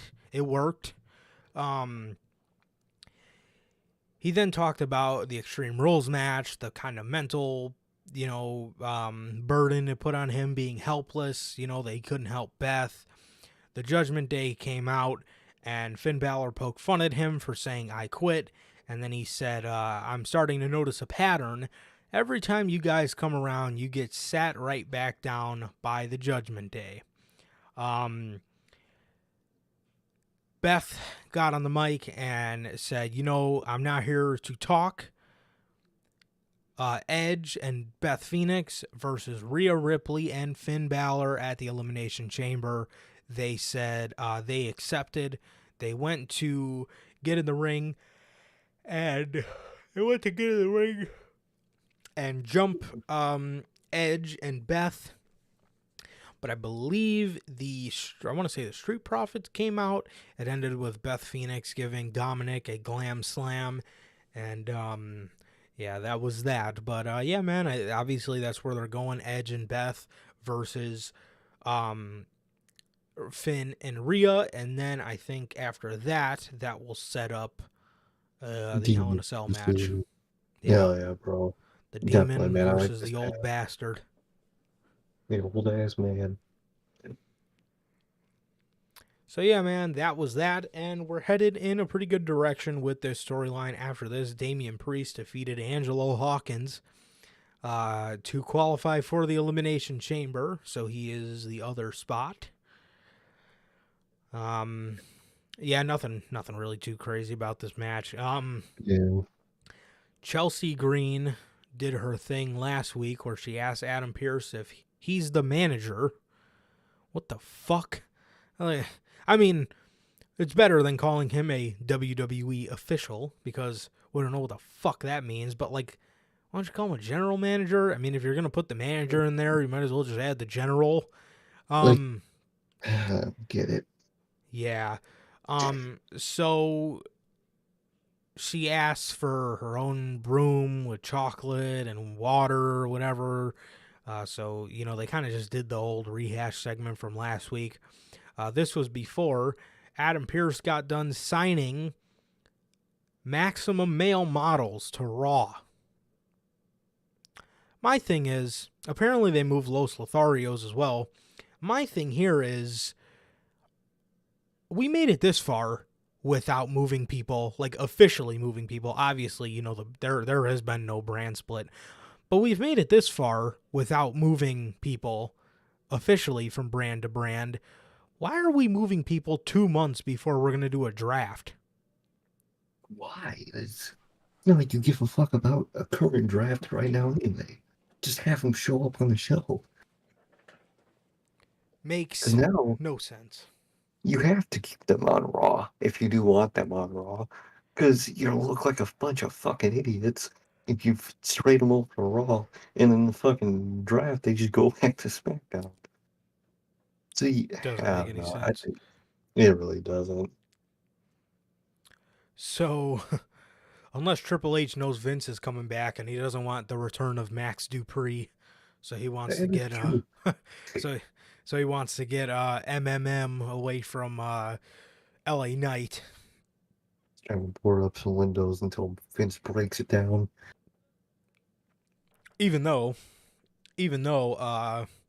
Bruce will probably remind him. Don't Oh, you he want will. Max Dupree back, Oh, Vince? oh yeah. Baron Corbin loses to Dexter Loomis, which then after this, JBL would absolutely cut the fans promo on Baron Corbin. He Yeah. would tell him that he is channel changing television, and every time he gets in the ring, that clicking he hears is thousands of remotes around the world changing the channel. He tells Baron Corbin he is a loser and he does not want to be seen anywhere near him. And he walked away as Baron Corbin was just looking sad as fuck. Trips. Lone Wolf, please. Please, bro. Give me that lone wolf back. Yes. For the love of Lone God. Wolf, bro. I never JBL want to see JBL again. JBL cut the fans promo, and hopefully the last time we have to see this guy. That was a great way to go out, cutting, like I said, a promo that any of us fans would love to cut on Baron Corbin. And that was it, man. But dude, Baron Corbin was looking so sad. I hope he does not go back to broke bum Corbin and he just goes back to what worked. The lone wolf, bro. Please, bro. Please. So after this, Brock Lesnar came out and he started talking about how no matter what he does, he named off a bunch of examples, he can't stop thinking about Bobby who. And the crowd says, who's there? And then he would go, Bobby Lashley. And he kept saying that. So he says in his $5 denim jacket, he has an open contract. And that open contract is for a fight at Elimination Chamber between Brock Lesnar and Bobby Lashley. Huh? What? Huh? The fuck are you doing?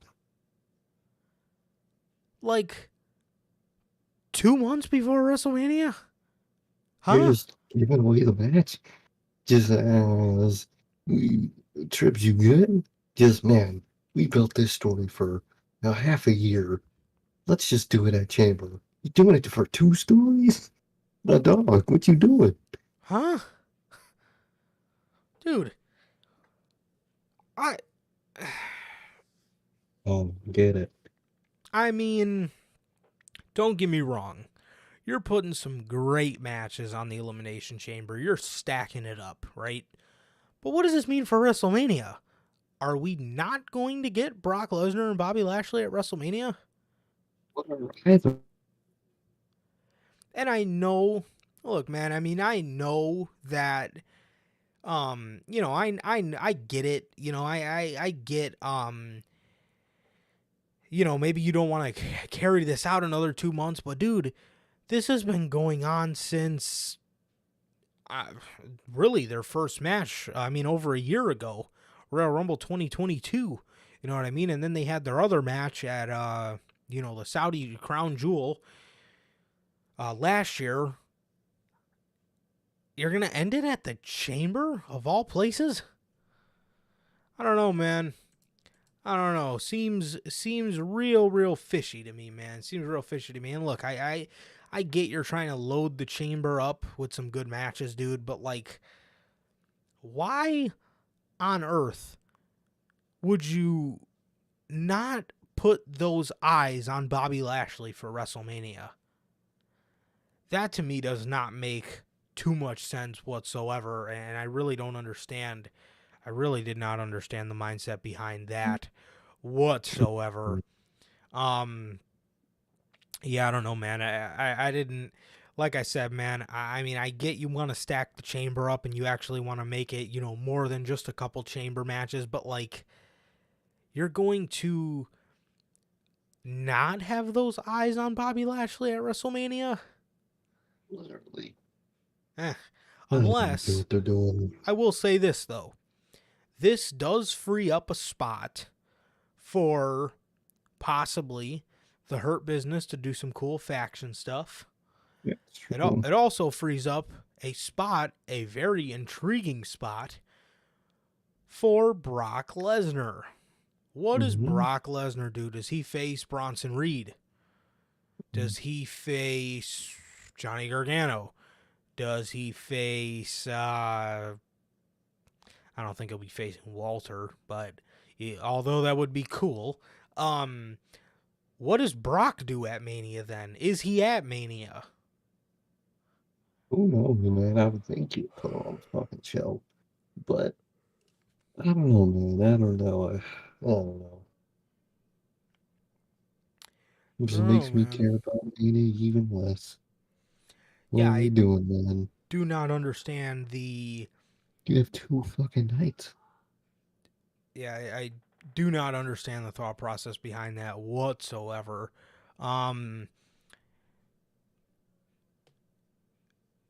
Carmella wins the Fatal 4-Way for the Elimination Chamber against Candice, Mia Yim, and Piper. What? I mean, look, I get it. Like, Carmella just came back from, probably a horrible fucking time in her life. So maybe you want to give her a little bit of shine, That's the reason I didn't really get too mad at this, but like, damn. Like, damn. I don't know, man. I don't know. But I get it. I'll be willing to not give this one too much thought. Like I said, for the simple fact, Carmella probably just went through a absolutely horrible. I mean, she was out 9 months or something like that. I mean, probably a fucking horrible time. So, I guess it's all right, man. But damn, that still made me. Yeah.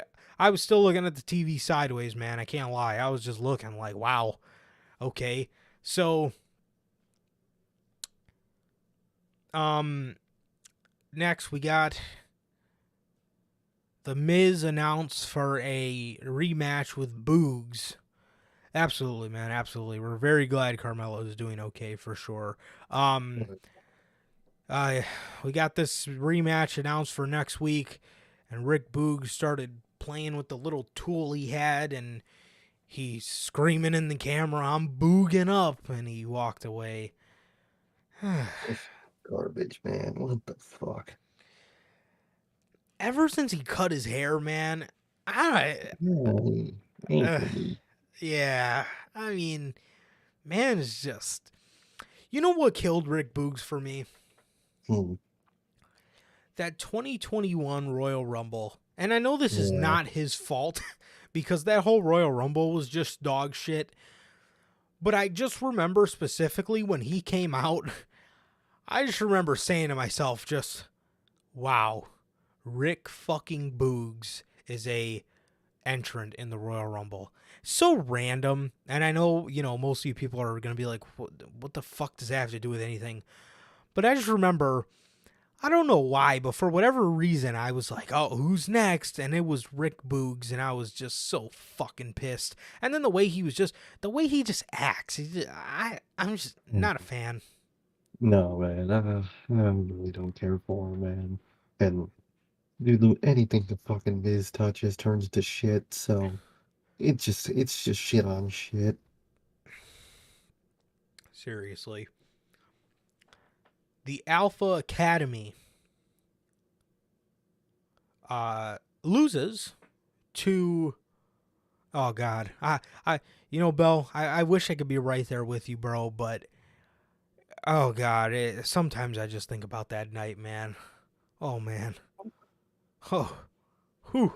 That was, oh my god. That was one of the worst. That was the worst Royal Rumble ever. That was the worst Royal Rumble I've ever watched, at least. And I've heard a lot of people say that was the worst one ever in their opinion too. So I think I got a pretty educated opinion there. But the Alpha Academy lost to Cedric Alexander and Shelton Benjamin. MVP was out there with them, and it's nice to see the Hurt Business getting some wins again, man. Getting some wins again. It's nice to see, man. Very nice to see. Oh yeah, man. You love to see it. Next up, we got what was a lot of people's favorite part of the night. Cody Rhodes comes out for a promo. He asked the fans, "What do you guys want to talk about?" Dude, is it just me? But his list's been really prominent lately. It is. It has been, man. Or like when he's talking, you ever notice you can see his tongue like hit the front of his mouth a lot? Mm-hmm. What do you guys want to talk about? What do you guys want to Yeah, talk about? dude, I It's swear, I can't even tell he had lists back in AEW, man, but I don't know. That shit been prominent as fuck lately.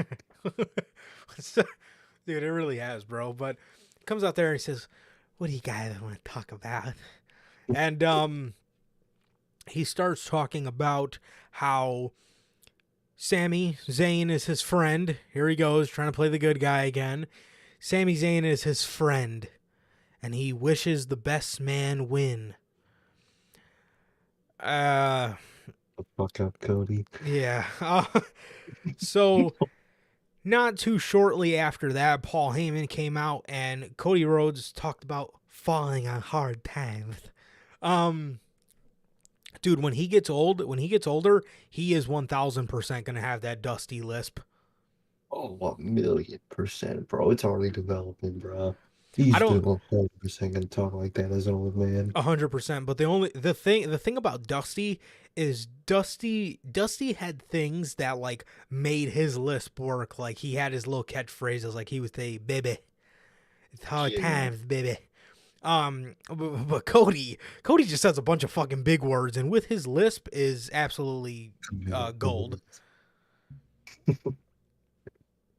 Yeah, it's absolutely golden. So Cody, wrote. Oh, there goes my humidifier. So Cody Rhodes, is Paul Heyman gets in the ring, and he talks about how Paul Heyman helped his dad. Oh God, I did see the impulsive fucking Cody, the porn star. so so he tells Paul Heyman that he tells him that he's eternally grateful for everything he did for his dad. He said when they fell on hard times and their family went broke, the bank account hit zero, and Dusty was doing car commercials, local car commercials, not for money, just so he can keep the car. He talked about how Paul Heyman called him and told him that if you come to ECW, if you let us put you on camera, we will, pay you handsomely. Dusty did so, and he said he's eternally grateful for that. And then Cody also thanked him for being a cage rattler in the business, a industry rattler, or somebody who goes against the grain. And he thanked Paul Heyman for giving him the the blueprint for that. Paul Heyman was crying. This was so fucking good. This was so good, man. This was really, really good. Great stuff here. Great stuff here, man. And Paul Heyman gets on the mic and he says, I love your father very much. And in the last conversation I ever had with your father, actually, before I get into all that, he said he named all the people that Dusty prepped and got ready for to be a main star.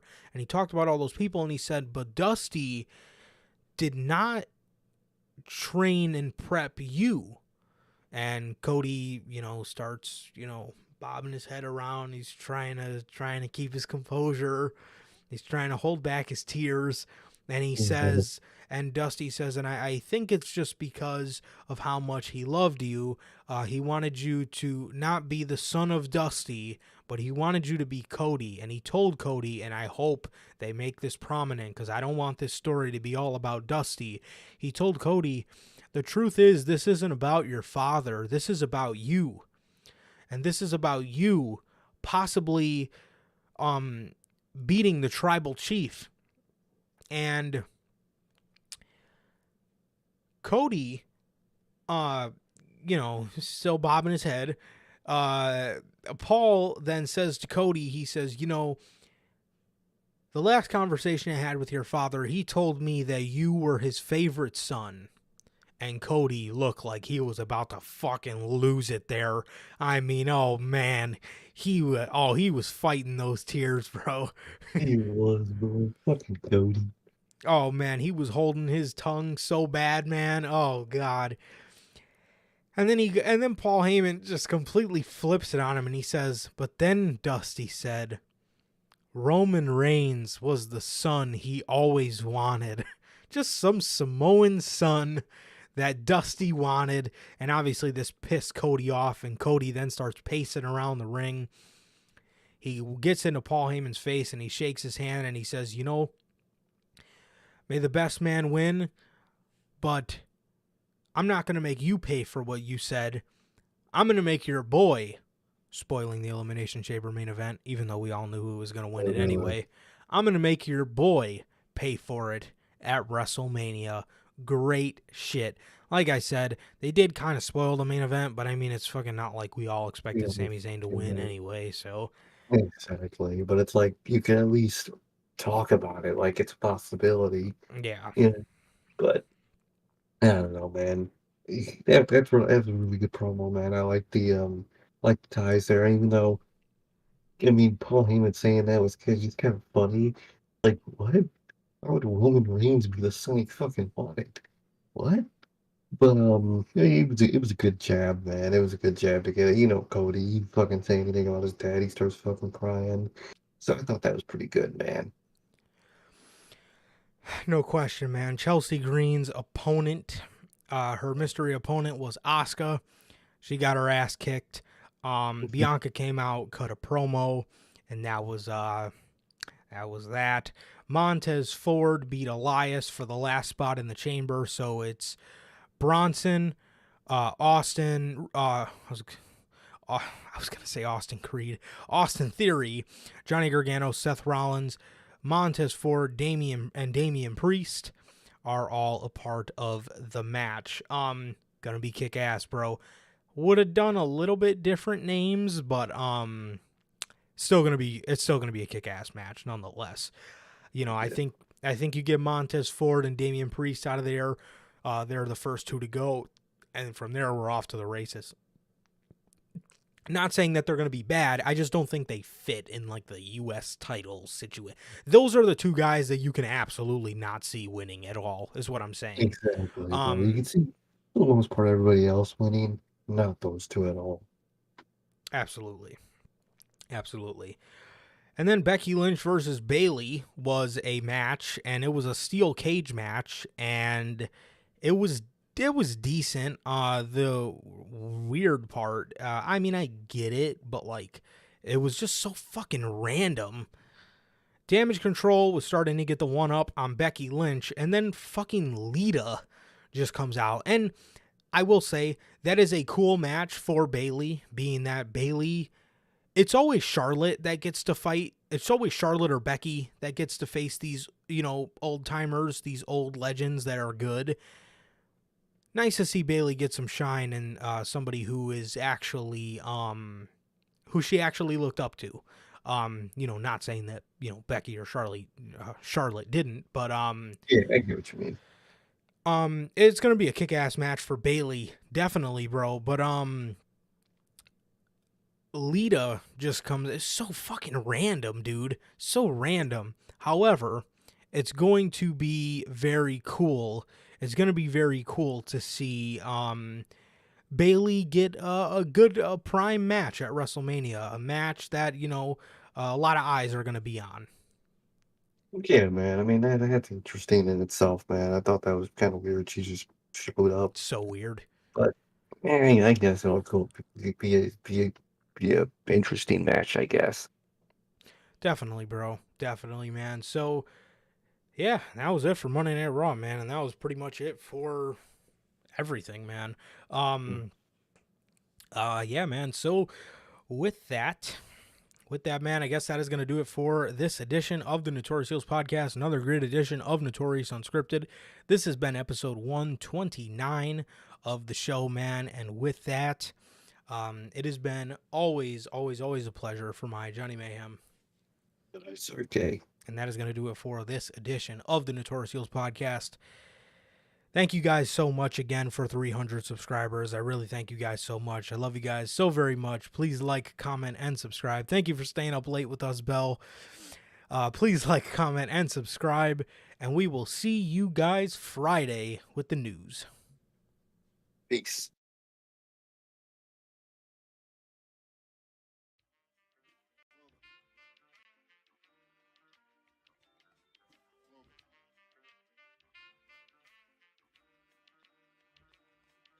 I used to get deals on the bitch. Now I throw shields on the dick to stop me from that HIV shit. And niggas know they soft like a Twinkie fillin', playing the villain, prepare for this rap killing. Biggie Smalls is the illest. Your style is played out like Arnold when what you talking about, Willis? The thrill is gone, the black Frank White is here to excite, throw dick to dice. Bitches are like I'm brainless, guns are like I'm stainless steel.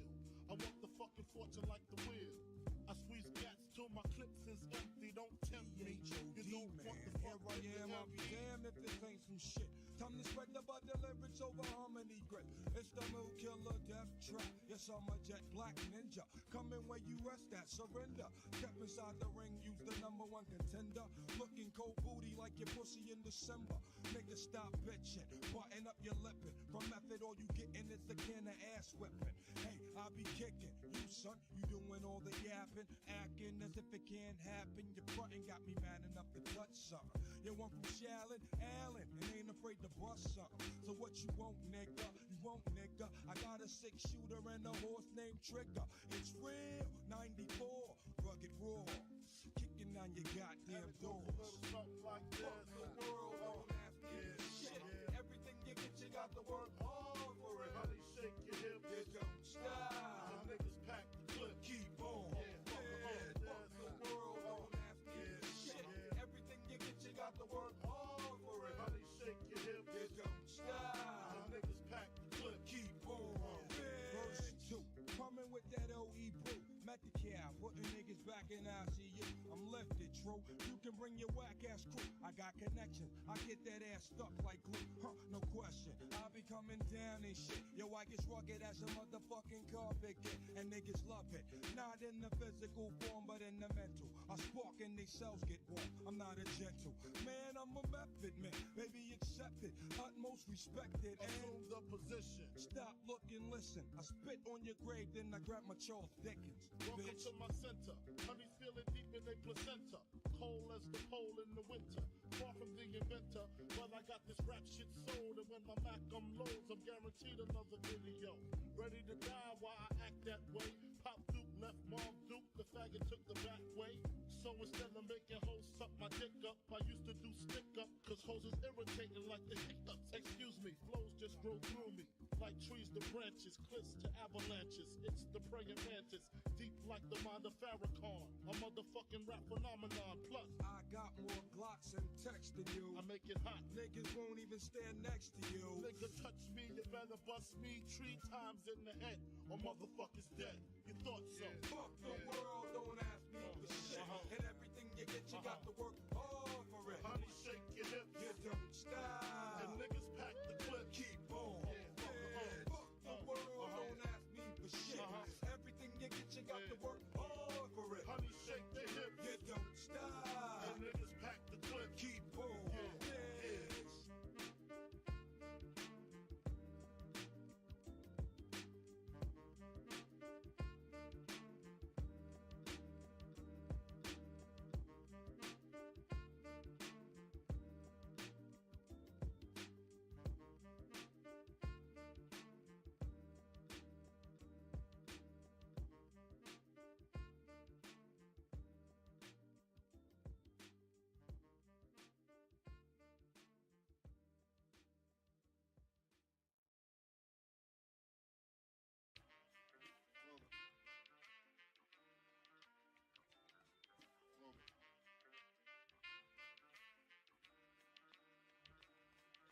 I used to get deals on the bitch. Now I throw shields on the dick to stop me from that HIV shit. And niggas know they soft like a Twinkie fillin', playing the villain, prepare for this rap killing. Biggie Smalls is the illest. Your style is played out like Arnold, and what you talking about, Willis? The thrill is gone, the black Frank White is here to excite, throw dick to dice. Bitches are like I'm brainless, guns are like I'm stainless steel. I want the fucking fortune like the wheel. I squeeze cats till my clips is empty, don't tempt me. You don't want the Here I am, I'll be damned if this ain't some shit. Time to spread the bud lyrics over harmony grip. It's the mood killer death trap. Yes, I'm a jet black ninja. Coming where you rest at, surrender. Step inside the ring, use the #1 contender. Looking cold booty like your pussy in December. Nigga, stop bitching, button up your lippin'. From method, all you gettin' is a can of ass whipping. Hey, I be kicking. You son, you doing all the yapping, acting as if it can't happen. Your frontin' got me mad enough to touch something. You want from Shallon, Allen, and ain't afraid to bust something. So what you want, nigga? You want, nigga? I got a 6-shooter and a horse named Trigger. It's real, 94, rugged raw, kicking down your goddamn doors. something like Fuck this. the world, don't ask me for shit. Everything you get, you got to work hard.